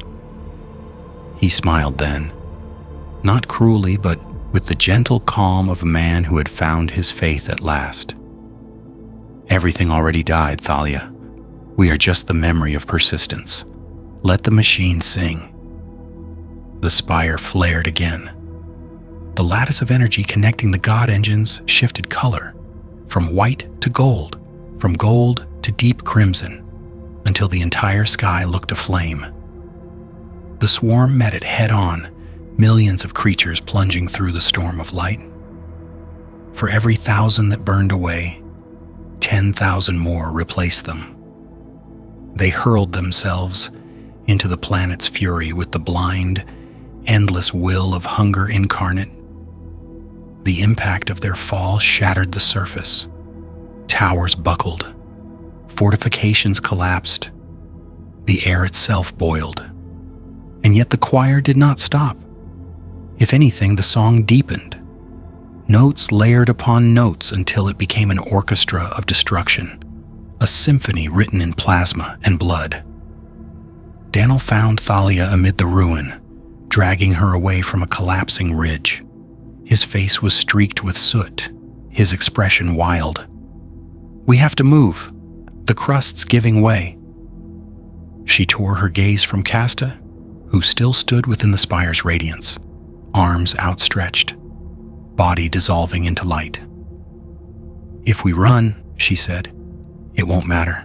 There's nowhere left to go." Daniel pulled her close, shaking her. "Then we make somewhere." He gestured toward the edge of the battlefield, where the smaller constructs, the size of towers, not mountains, still fought, their movements faltering but not broken. Those things, they're moving toward the fissures, they're trying to contain it. She understood then. The god engines were not fighting anymore, they were positioning themselves, sacrificing what remained of their energy to stabilize the planetary fractures. The choir was not a song of victory, it was a dirge, a controlled collapse. "The spire's guiding them," she said, realization slicing through the haze. "It's trying to bury itself again. It doesn't want to rise, it wants to survive." Daniel nodded, his voice almost a whisper. "Then maybe it learned that from us." Together they ran, stumbling across the quaking ground. The sky blazed above them as the hive fleet descended in full fury. They reached the shadow of the nearest construct just as it planted its colossal arms into the fissure, molten rock spilling over its frame. The machine groaned, a sound like thunder smothered in sorrow, and began to sink with deliberate grace. One by one, the others followed. The lattice of light broke apart, threads retracting into the earth as if pulled by unseen hands. The choir's song softened. The world's vibration slowed. Casty's voice came one final time through the collapsing vox. Remember, it is not the Omnissiah that saves you. It is the refusal to end. The spire's glow dimmed, then folded in on itself. A roar followed, a detonation that seemed to come from the planet's core. The shockwave hurled them both into the ash, rolling them over glass and ruin until the world stilled. When Thalia opened her eyes, the sky was gray again. The spire was gone. The constructs were statues half buried in slag. The swarm was scattered, its remnants burning in silent heaps. Daniel groaned beside her. Did we stop it? She stared upward toward the empty heavens. No, she said softly. We outlasted it. The hum was still there, faint, buried deep, but it was steady. The planet slept again, and in the stillness that followed, for the first time in memory, there was no sound of war, only the echo of a machine that had learned how to dream. In the aftermath, the silence felt heavier than the war. The wind that crept across the plains carried no screams, no static, not even the whisper of machinery. It was the silence of aftermath, the kind that presses on the lungs and convinces the mind it has gone deaf. For days, the survivors wandered through the ruins of Hraxos Prime, speaking little, listening for the hum that had become their heartbeat. It was there, faint and patient, beneath the crust, a sound so low it was almost imagined, like memory replayed through bone. Thalia walked the perimeter of what remained of the core spire's crater. The ground was glassy and black, the edges still faintly warm to the touch. Where the god engines had stood, there were only shadows burnt into the surface, colossal silhouettes carved by heat. The sky was a dim, colorless smear. The hive fleet had retreated entirely. Its void organisms hung far above, beyond the atmosphere, wounded and wary. For the first time in the planet's history, the predators had learned distance. She found Casty's remains at dusk, or what she thought might be his remains. The blast had erased most of the camp, but at the crater's edge, a lattice of fused metal and bone stood upright, charred cables snaking into the earth. At its center hung a single skull, half human, half machine, its eye sockets filled with black glass. Around it, the earth had cooled in perfect symmetry, the surface smooth as mirror. She felt the hum there more strongly than anywhere else, as though the resonance had claimed him and refused to let go. Daniel approached from behind, limping slightly. You shouldn't be alone out here, he said. Scouts say there's still things moving in the wastelands, stragglers from the swarm, half dead, half feral. Thalia didn't turn. They're feeding on ghosts. There's nothing left for them here. He crouched beside her, eyes following the shape of the fused lattice. Is that him? She nodded. Or what's left? Maybe this is what he wanted, to become part of the song. They stood together in silence. The wind shifted, and for an instant she thought she heard words carry through it. Not language exactly, more like the rhythm of speech, the rise and fall of meaning without sound. Daniel tensed, his hand going to the sidearm slung at his hip. It's the hum again, Thalia said. It's changing. He frowned. Changing how? She pressed her palm to the glassy soil. The vibration was steady, but beneath it she felt another rhythm, irregular, uneven, almost like breathing. It's learning to pause, she said, to rest. Daniel exhaled slowly. You make it sound alive. Maybe it is. Night fell like a curtain drawn across memory. The survivors made camp along the ruins of the manufactoria. Fires burned low, their light casting long shadows that danced across the melted walls. The Skitari moved among them, silent and tireless, their optics dimmed to conserve power. The servitors no longer chanted. They sat motionless, their mechanical hymns gone. It was as though the planet's voice had silenced all others. In the dark, Thalia dreamt. She saw Caste standing at the foot of the spire, his body wreathed in light. He spoke without sound, his mouth forming words her waking mind could not recall. Behind him, the planet moved, vast, slow, deliberate, like a heart beaten once every century. And far above, in the void, something stirred in answer. She woke with the taste of metal on her tongue, and her pulse echoing the rhythm of the hum. The next morning, she went to the trench where the last of the Prometheum still smoldered. There she found something impossible. A seed. It was small, metallic, pulsing faintly with internal light. It rested where the spire's shadow would have fallen if the sun had been bright enough to cast one. She lifted it carefully. The hum intensified at her touch. When Daniel found her, she was staring at it with the wary awe of someone holding prophecy. "Found another relic?" he asked, though his voice was hushed, almost reverent. "It's not relic," she whispered. "It's growing." He blinked. "Growing?" She turned it in her hand, the metallic surface flexing ever so slightly like living skin. "Caste said the machine that prays to itself," she murmured. "Maybe this is its prayer." She carried the seed back to the camp and placed it near the remains of the generator. Within hours, the soil around it began to shift. Tiny filaments of silver crept outward, threading through the ash. The hum deepened. Some of the servitors reactivated without command, their dead optics flickering to life. They turned toward the seed and began to recite half-forgotten hymns of the Omnissiah, their voices mechanical but filled with uncanny harmony. The sound spread through the camp like contagion. Daniel watched uneasily. "What's it doing?" Thalia didn't answer. Her eyes were locked on the seed as its surface cracked, light spilling from within.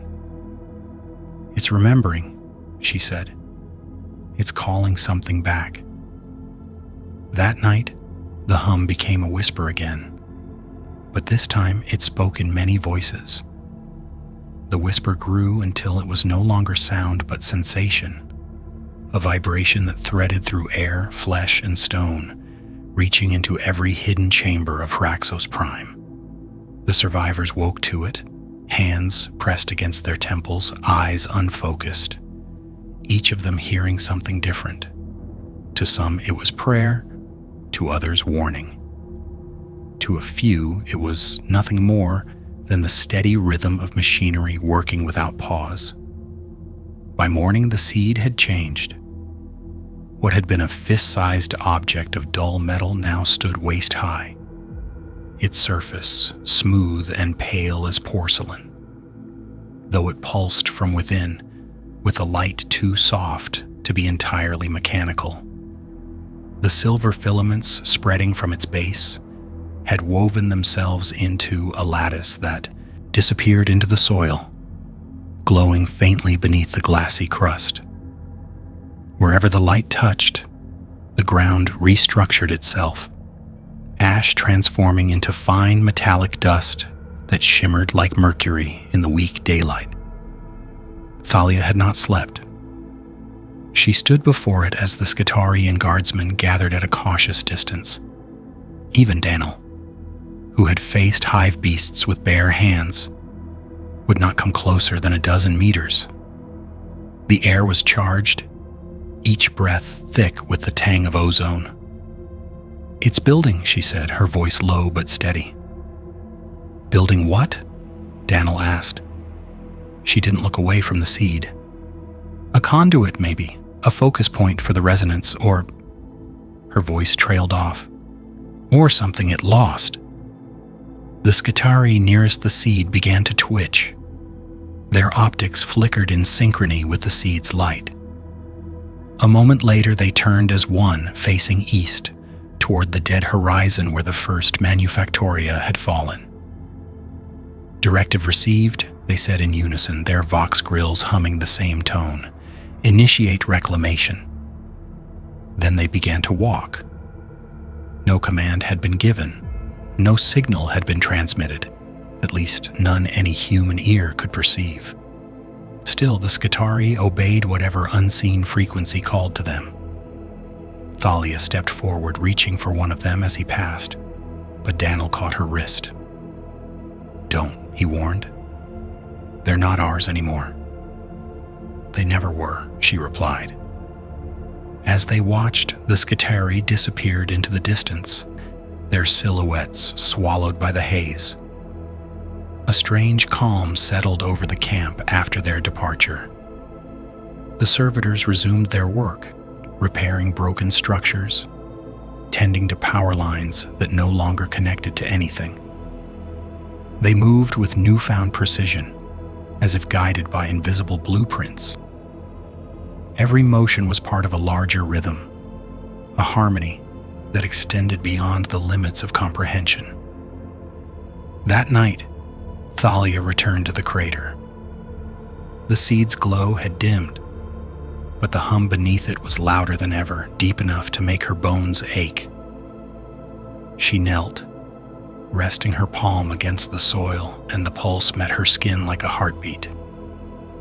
Images bloomed behind her eyes, fragments of memory that were not hers. She saw halls of silver metal stretching beyond sight, filled with figures that moved like humans, but shone with the light of 1,000 forges. She saw stars torn open to reveal machines within, their gears orbiting suns like clockwork. She saw a throne of light, empty yet burning, and heard the words whispered in unison by countless mechanical voices. "We remember you," she gasped, pulling her hand back. The images dissolved, leaving behind only the echo of something vast and mournful. When she opened her eyes again, Daniel stood beside her, his expression grave. "You saw something," he said. It wasn't a question. "It remembers us," she murmured. "All of us. Everything we ever made, everything we ever destroyed. The machine doesn't dream. It remembers. And now it wants us to remember too." Daniel crouched beside her, his gaze fixed on the faintly glowing seed. "Then what happens when we do?" Before she could answer, a sharp crack split the air. The ground trembled. From the distant horizon came a column of light, thin at first, then widening until it painted the clouds in gold. The survivors stumbled from their shelters, shielding their eyes. Thalia felt her pulse quicken. "That's the manufactoria line," she said. "It's reactivating." The vox channels flared to life with overlapping static and half-heard words. Voices whispered coordinates, litanies, fragments of lost data. The planet's network, dormant for centuries, was awakening, and through that resurgence came something new. Music. Not song, not machine hymn, but melody. Low, resonant, almost human. "The choir," Daniel whispered. "It's still singing." Thalia shook her head. "No, this isn't the choir." She looked toward the light that now dominated the horizon, her breath shallow. "This is something answering it." The seed pulsed once more, and every lumen across the ruins flickered in reply. A new hum rose from the depths, higher and sharper than before. Less the voice of the planet, more like that of something awakening within it. That night, the stars themselves seemed to dim. By the next morning, Hraxos Prime was no longer merely alive. It was listening. The air itself had weight, charged with a kind of stillness that pressed down on everything. a silence so vast it felt deliberate. The column of golden light on the horizon had expanded through the night, widening into a dome that shimmered like a sun behind a veil of dust. It pulsed in slow rhythm, echoing the heartbeat that had once belonged only to the planet. Now it was everywhere, seeping into lungs, into thought. The survivors called it the breath of the silent god. Thalia rose before dawn, drawn to it. She left the camp while the fires were still dying and the servitors were motionless in their cycle of prayer. The sky above her was pale gray, streaked with thin clouds that glowed faintly from the light beneath them. Daniel followed at a distance, though he said nothing.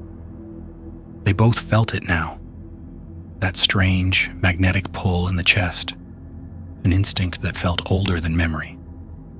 As they walked, the landscape shifted subtly. The plains that had once been scorched and fused were smoothing, rippling as if the surface were liquid glass, hardening in slow waves.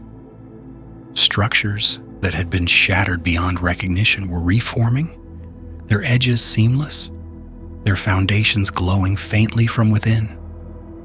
The planet was rebuilding itself, organizing chaos into pattern. Every ridge, every fragment of ruin was being rewritten into design. Danelle touched the barrel of a ruined tank as they passed. The metal was warm. Under his hand, the symbol of the Imperial Aquila reshaped itself, wings straightening, symmetry restored. He jerked back as though burned. "Emperor, save us," he muttered.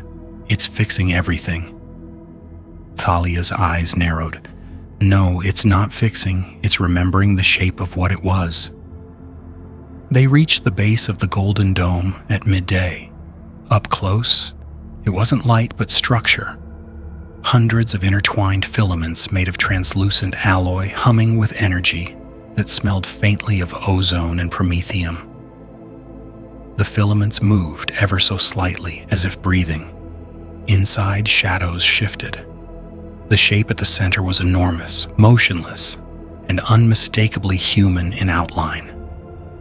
Daniel drew in a sharp breath. "That's not possible." Thalia stepped closer until the hum rattled her teeth. "It's forming something," she whispered. "A body." From within the dome came a deep, slow tone, like the strike of a vast bell heard underwater. The vibrations rippled through the glass plains for kilometers.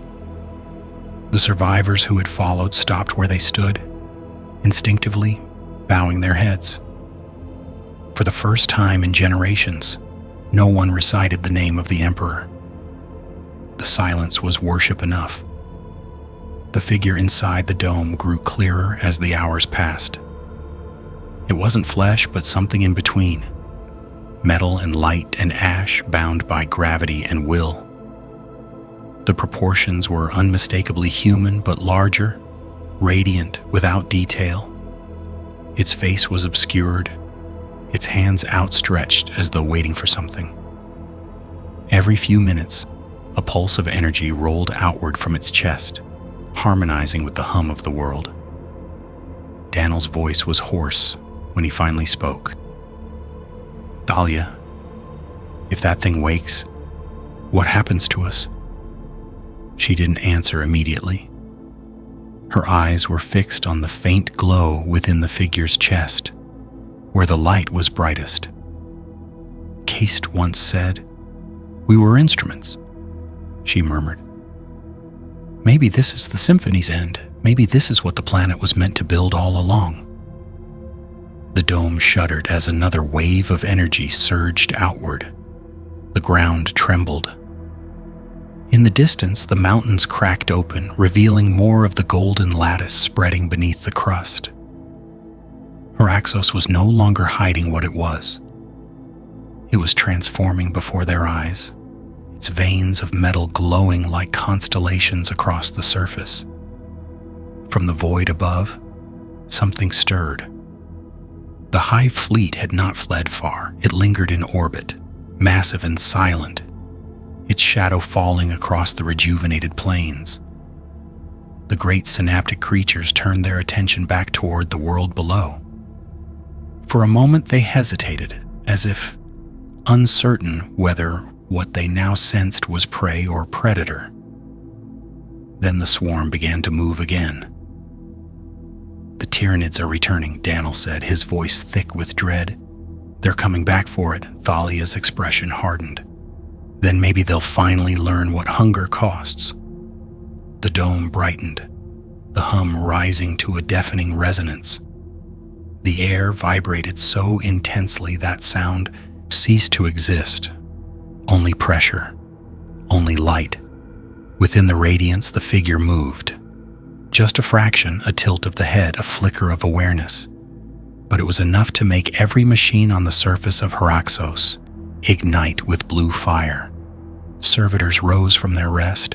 Skitarius rebooted mid-stride, and every lumen across the ruins flared as one. A voice, not human, not machine, something in between, echoed through the vox of every surviving device. "I am not born. I am remembered." The words shook the sky. Clouds vaporized in concentric circles. The approaching Tyranid swarm slowed, their patterns breaking, confusion rippling through the synapse web. Daniel fell to one knee, staring upward, half blinded. "Thalia, what is that?" She swallowed hard, her throat dry. "A god that forgot it was dead." The golden figure raised one arm and the dome disintegrated into motes of light that drifted upward like embers. The hum of the planet unified with the figure's pulse until it was impossible to tell where the world ended and the being began. From orbit, the Hive fleet opened fire. But the beams of bioplasma evaporated before they touched the surface, scattering like mist against a force they could neither measure nor consume. The light from Hraxos brightened until it outshone the system's sun. For an instant, the planet looked like a small artificial star, and then as suddenly as it had come, the brilliance dimmed. The figure still stood, but the dome was gone. The world was silent again. Thalia and Daniel stared up at it, unable to speak. Whatever the silent god was, it was awake now. And somewhere in that impossible stillness, the Hive began to scream. The scream was not sound. It was pressure, raw and violent. A vibration that clawed its way through the atmosphere like claws on steel. The Hive mind shrieked across the void, its collective intellect recoiling as if from fire. Every Tyranid organism in orbit spasmed at once, their bioplasmic symphony collapsing into chaos. Vast living vessels convulsed, their chitinous hulls fracturing under psychic stress. The swarm had tasted something it could not consume, and the flavor was death remembered. On the ground, the survivors fell to their knees. The air itself rippled as if made liquid, each pulse bending light and thought alike. Thalia pressed her palms to her ears, but the sound was inside her skull, inside everything. Her lungs locked, her heartbeat staggered, and still the resonance grew until it filled the horizon. Above the ruins, the golden figure stood motionless, untouched, absorbing the Hive's fury and perfect stillness. When the sound stopped, the silence that followed was apocalyptic. The swarm no longer moved. Great carcasses drifted through the upper atmosphere like dead stars, their internal lights extinguished. The few surviving organisms still within orbit began to turn, not retreating, but redirecting. Their bodies distorted, breaking apart, dissolving into particulate dust that spiraled toward the planet in long, graceful streams. Daniel stared upward, his face pale beneath a layer of ash. "They're feeding it," he whispered. Thalia shook her head. No, it's feeding through them. The dust reached the atmosphere and flared into countless streaks of light, falling like rain. Each particle shimmered before disintegrating, releasing faint ripples of energy that merged with the planet's surface. The glass plains glowed with renewed brilliance. The hum deepened again, slow, patient, deliberate. Everything it destroys, Thalia murmured. It remembers. For hours they watched the rain fall, each streak a death song swallowed by the world below. When the last of the hive dust had burned away, the sky was clear for the first time in decades. The sun, a weak, distant thing, hung low over the horizon. Its light touched the golden figure, and for the first time it moved without fury. It lowered its head. The motion was almost human. The survivors fell silent. Even the servitors bowed. The wind shifted, carrying the faint scent of ozone and oil, clean and sharp. Thalia stepped forward, barely aware she was moving. Daniel tried to stop her, but his voice faltered as the hum passed through him. Gentle now, like the pulse of a heart that no longer needed to fight. As Thalia approached, the figure's outline softened, its brilliance dimming to a glow no brighter than the horizon. She could see its surface clearly now. Not solid gold, but interlocking plates of translucent metal, beneath which rivers of light flowed like living circuitry. In the center of its chest, where a heart might have been, she saw movement. Patterns forming, collapsing, reforming.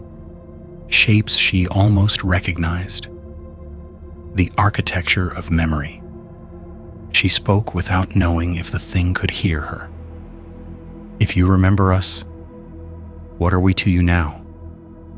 The figure's head tilted, its faceless gaze fixed upon her. Then, with a voice that seemed to echo from every direction and none, it answered, You are the residue of intention. You built, you burned, you begged, and now you rest. Its tone was not cruel nor kind. It was truth rendered in sound. Thalia trembled. And you? What are you? A pause, then.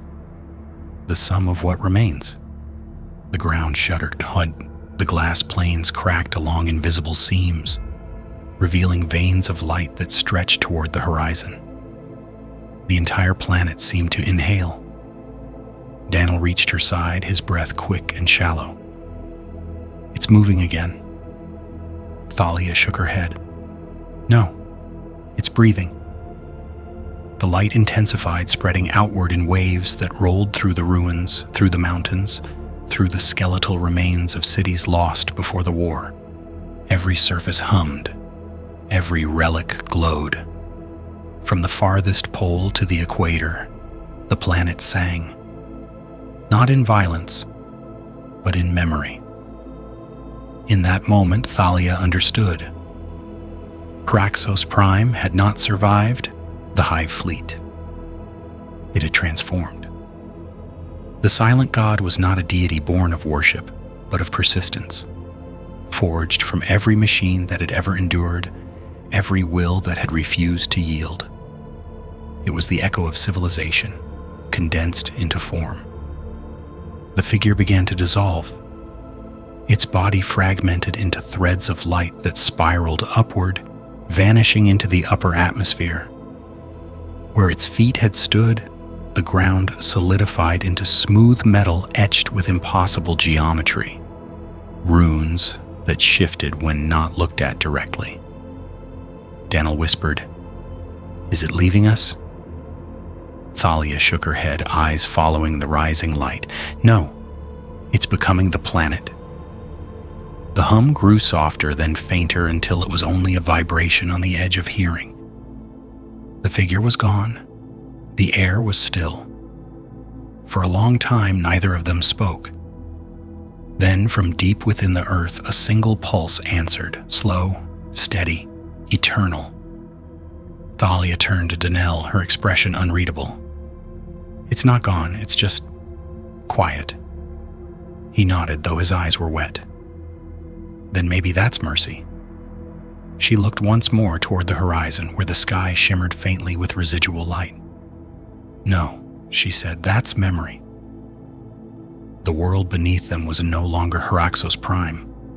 It was something vast, ancient, and awake. And for the first time in its existence, it dreamed without fear. The years that followed were not counted. There were no calendars left, no administratum officials to mark the passage of time, no vox relays to record the turning of days. Time on Hraxos had ceased to belong to men. It flowed instead in rhythms of metal and wind, in the low heartbeat of the planet that never truly stopped. The survivors learned to live by the pulse, measuring nights and mornings by the deep vibration that rolled beneath the soil every few hours, like the slow inhale and exhale of something sleeping just beneath their feet. Thalia had stayed. She could not leave even if she wished. There were no ships left, no stars that seemed to call. The void above was empty now, cleansed of the hive's shadow. The sky, once a wound of fire and ash, had turned pale again, soft and distant. Hraxos Prime had become still, a monument rather than a world. Yet the hum persisted, softer now, more like thought than sound. She had learned to hear it even in silence, a constant reminder that the planet remembered her. The manufactoria ruins had long since cooled, their blackened frames smoothed into shining arcs of alloy by the world's quiet rebuilding. Where once stood the trenches and promethium fields, there were now mirrored plains that reflected the light of the dull sun like endless oceans of glass.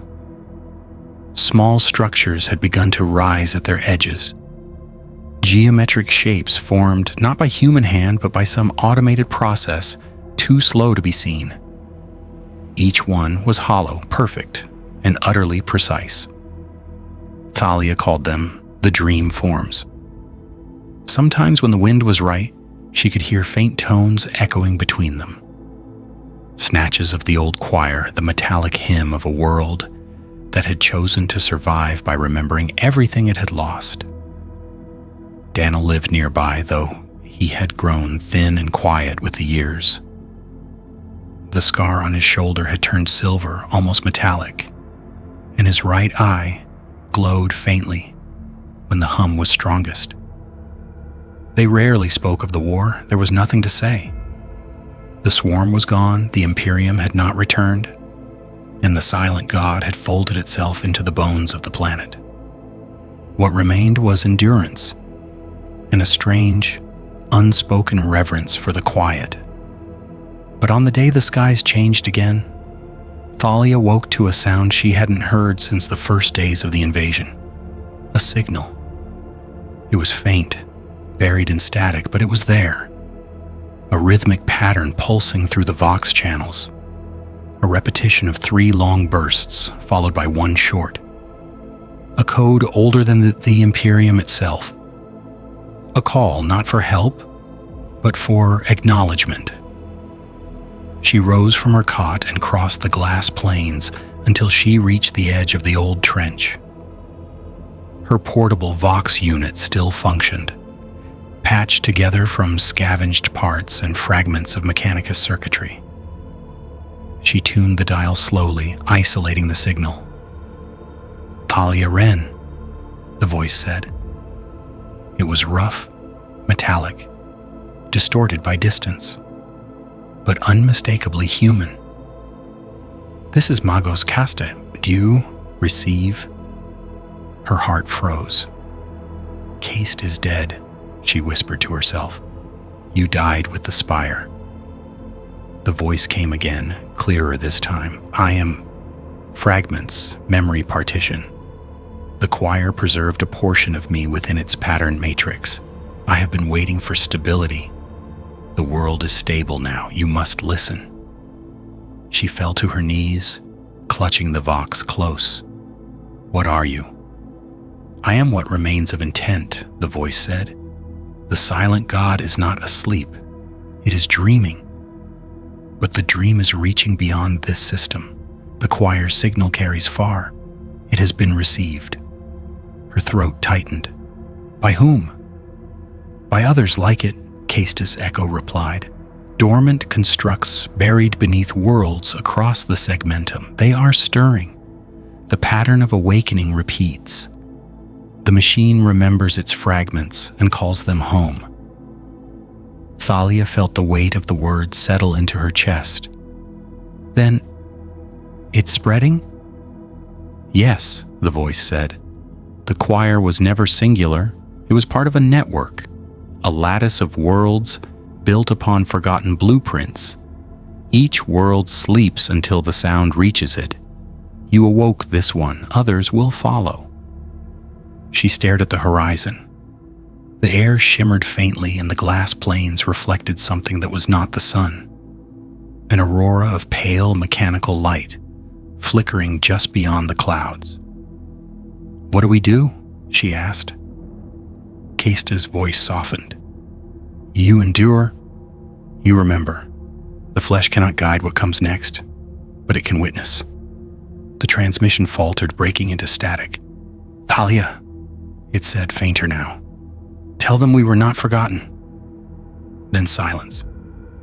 She sat there for a long time, listening to the wind whisper across the glass until Daniel found her hours later. He crouched beside her, his gaze falling to the still active Vox. Who was it? She hesitated. A ghost, she said, or a message. I'm not sure which. He nodded slowly. What did it say? That the universe is remembering itself. He stared at her, then looked toward the faint lights flickering on the horizon, each one pulsing in slow, synchronized rhythm. Then I hope it remembers mercy, he said quietly. That night the stars moved? They shifted imperceptibly at first, then with growing precision. Constellations realigning into geometric formations no chart had ever recorded. Across the system, signals pulsed in answer. On every moon, every derelict station, every dead world, once touched by human industry, lights flickered to life. The choir had found its voice again. And somewhere beneath the crust of Hraxos Prime, the hum deepened. Not louder, not faster, just certain. When morning came, the light had changed. It no longer spilled across the plains in a single direction, but radiated evenly from every horizon, as though the planet itself had become its own sun. The glass fields shone in endless gold, reflecting nothing but themselves. The icy air trembled faintly, humming at a pitch just below hearing, a pulse that felt alive, aware. Thalia stood at the edge of the old manufactorum ruins, staring at the horizon where those new lights pulsed in rhythmic patterns. It wasn't random. It was communication. A language she didn't yet understand but could almost feel in her bones. Daniel joined her silently, his breath misting faintly in the cold dawn.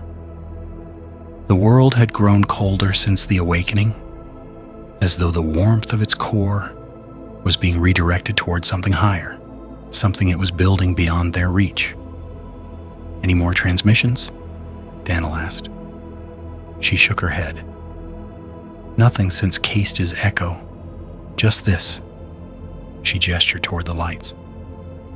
It's like it's talking to itself. He frowned. Or to something else. They turned their gaze upward. The stars still hung motionless in the pale sky, but she could feel them shifting, aligning themselves with that same strange rhythm. It was as if the choir's hum extended beyond the world now, weaving through the void itself. Later that day, she ventured to the remains of the core spire. What had once been molten crater and ruin was now something different. An enormous disk of polished metal, perfectly smooth, stretching for kilometers. The surface reflected the sky so clearly, it felt as if she were standing between two worlds. In the center, etched lines radiated outward like spokes on a wheel, all converging on a single circular aperture the size of a fortress gate. She stood at its edge, feeling the faint vibration beneath her boots. The aperture was pulsing slowly, its interior glowing with dim, shifting color. It wasn't light exactly. It was more like the suggestion of motion, as if something deep within was turning over in its sleep. Daniel's voice came softly behind her. Whatever that is, it's waiting for something. Thalia crouched, touching the edge of the disc. A signal, a final command maybe, or a trigger. The hum rose slightly at her touch, responding like a heartbeat meeting another. It filled the air around them, harmonizing with the faint resonance of the lights on the horizon. Everything was connected. The plains, the air, the stars. She stood slowly. Kesta said others would wake. What if this isn't the end of the choir, Daniel? What if it's the beginning of something larger? He gave a low laugh, not cruel, just weary. You think we're the first? That's a dangerous kind of hope. I don't think it's hope, she said quietly. I think it's memory. The universe trying to remember how to make itself whole. He looked at her, and for a moment the soldier was gone. The man remained, thin, scarred, but still alive. And if it remembers wrong? She didn't answer. There was no answer to give. That night, the first storm came. It was not a storm of wind or rain, but of light. Vertical pillars descending from the sky, so bright they burned their outlines into vision. They struck the plains in silence, each impact leaving behind a ring of molten glass that hardened instantly into shining glyphs. The survivors fled their shelters, staring at the spectacle with awe and terror. Some fell to their knees, whispering prayers they no longer knew by heart. Thalia stood among them, her hair whipping in the dry wind that accompanied the light. She could feel the hum matching her pulse, faster now, more urgent.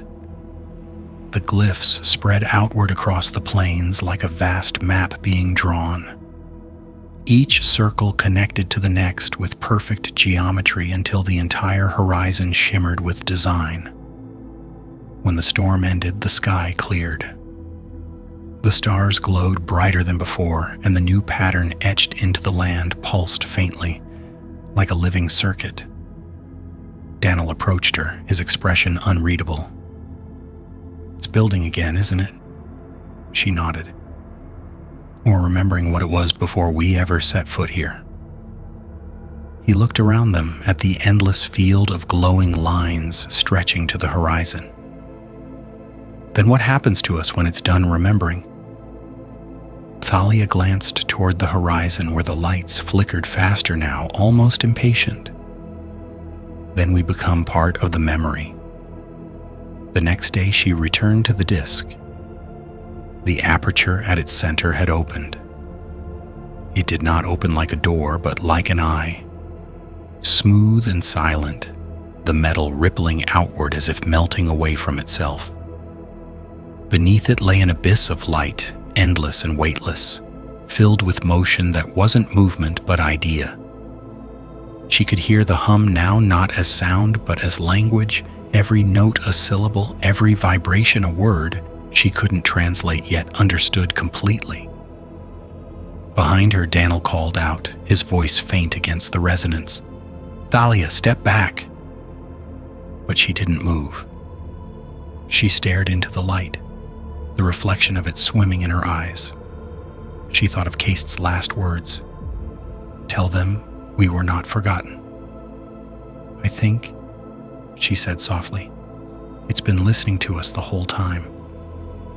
She took a single step forward and the light reached up. not to consume her, but to welcome her. The hum deepened, its rhythm steady and calm. For a moment she felt the weight of countless memories brushing against her, every forge, every world, every life that had ever built or believed. She felt the Emperor's shadow, vast and distant, not as ruler but as absence, and beneath it the song of a universe that refused to die quietly. Then the light closed around her and the world went still. Daniel ran to the edge, shouting her name, but there was only the reflection of the stars on the polished surface and his own voice echoing back. For a long time, there was nothing. The hum that had filled the air for years diminished to a faint murmur, then to nothing at all. The world of Hraxos Prime lay still beneath the pale light of its dying sun, the plains gleaming faintly like frozen seas. Daniel stood at the edge of the disk where Thalia had vanished, the surface so perfectly smooth that it reflected the stars above with painful precision. He called her name again and again until his voice cracked and turned to breath, until even the echo gave up, pretending she might answer. He did not leave. There was nowhere to go. Days passed, or maybe years. The measure of time had lost meaning in that place where the planet dreamed. He built a small shelter at the edge of the mirrored plain, more habit than hope. He scavenged what little remained of rations and water, though neither seemed to matter much anymore. He could feel the planet beneath him, faint and slow, like the heartbeat of something impossibly large, slumbering far below. Sometimes he spoke to it, not because he expected an answer, but because silence felt heavier when left unbroken. He told it stories about the war, about Thalia, about the way the sky used to turn red during the manufactoria shifts. He told it about the sound of real rain, something most on Hraxos had never heard, and the smell of oil and rust that used to cling to their clothes. He even told it about fear, though by then fear was a memory too. And sometimes when he grew tired of speaking, he would listen. The planet did not speak back, not in words or even thought, but it breathed. The vibrations that once shook the earth were gone, replaced by an almost imperceptible rhythm, too soft to hear but strong enough to feel through the soles of his boots. It was not the same hum that had once unified everything. This one was slower, deeper, older. It reminded him of something dying quietly, or perhaps something being born again. Then one evening, as the twin moons rose, the Vox unit on his belt crackled to life. It startled him so completely that he dropped it. For years there had been no signals, no interference, just silence. He snatched it up, turning the dials with trembling fingers. The static hissed, then cleared. "Nell?" He froze. The voice was faint, distorted but unmistakable. "Thalia?" The signal wavered, slipping between frequencies. "Daniel," she said again, the sound thin, distant. "You can hear me?" He swallowed hard, eyes burning. "You're alive? Emperor's mercy, Thalia, where are you?" A long pause filled only by the faint rhythm of static. Then, "Not alive. Not the same." He felt the cold settle into his chest. "What do you mean? What happened down there?" "When I stepped into the light," she said, "I thought it would end, but it didn't. It showed me everything. The choir, the god, the lattice. It's all one network, Daniel. Not a machine, not a mind, a memory. It remembers us in order to be us. It keeps what we build so it never dies again." Her voice was clear now, as if she were standing beside him. He turned slowly, half expecting to see her there, but there was only the silver reflection of the moons on the plains.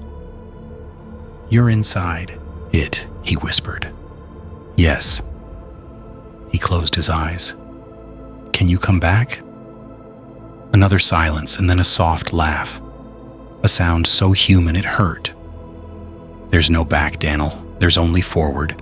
The choir doesn't erase, it transforms. Every thought, every breath, it becomes part of the pattern. You will too someday. Everything does. He shook his head, tears cutting clean lines through the dust on his face. You sound like Caste. Caste, I was right, she said. The Omnissiah was never a god above us.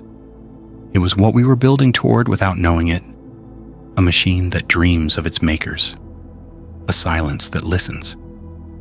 The wind rose, carrying faint echoes of the hum again, though softer now, like the world sighing in its sleep. Thalia, he said, his voice barely audible. Does it hurt? No, she whispered. It feels like remembering. The vox crackled. Her voice faded, returning in bursts like a dying pulse. Listen to it, Danelle. Don't be afraid when it calls. It's not death. It's continuity. Tell whoever comes, that we finished our work. The last transmission is complete. And then she was gone. He stood there for a long time, the vox still humming faintly in his hand. The sky above shimmered with faint auroras, lines of gold threading between the stars, forming constellations that pulsed in the rhythm of the hum below. He realized then that the signal had never really ended. It had just changed form, stretching across the void to wherever the other choirs had begun to wake. He dropped to his knees, pressing his hand to the mirrored ground. It was warm beneath his palm, steady, alive. For the first time in years, he smiled. Then sing, he said softly. I'm listening. The hum rose, surrounding him, gentle and vast. The air shimmered, and for a moment he thought he heard her voice again. Not through the vox, but through the world itself. We were never forgotten. The light pulsed once across the plains, bright as dawn, then faded, and the world continued to dream.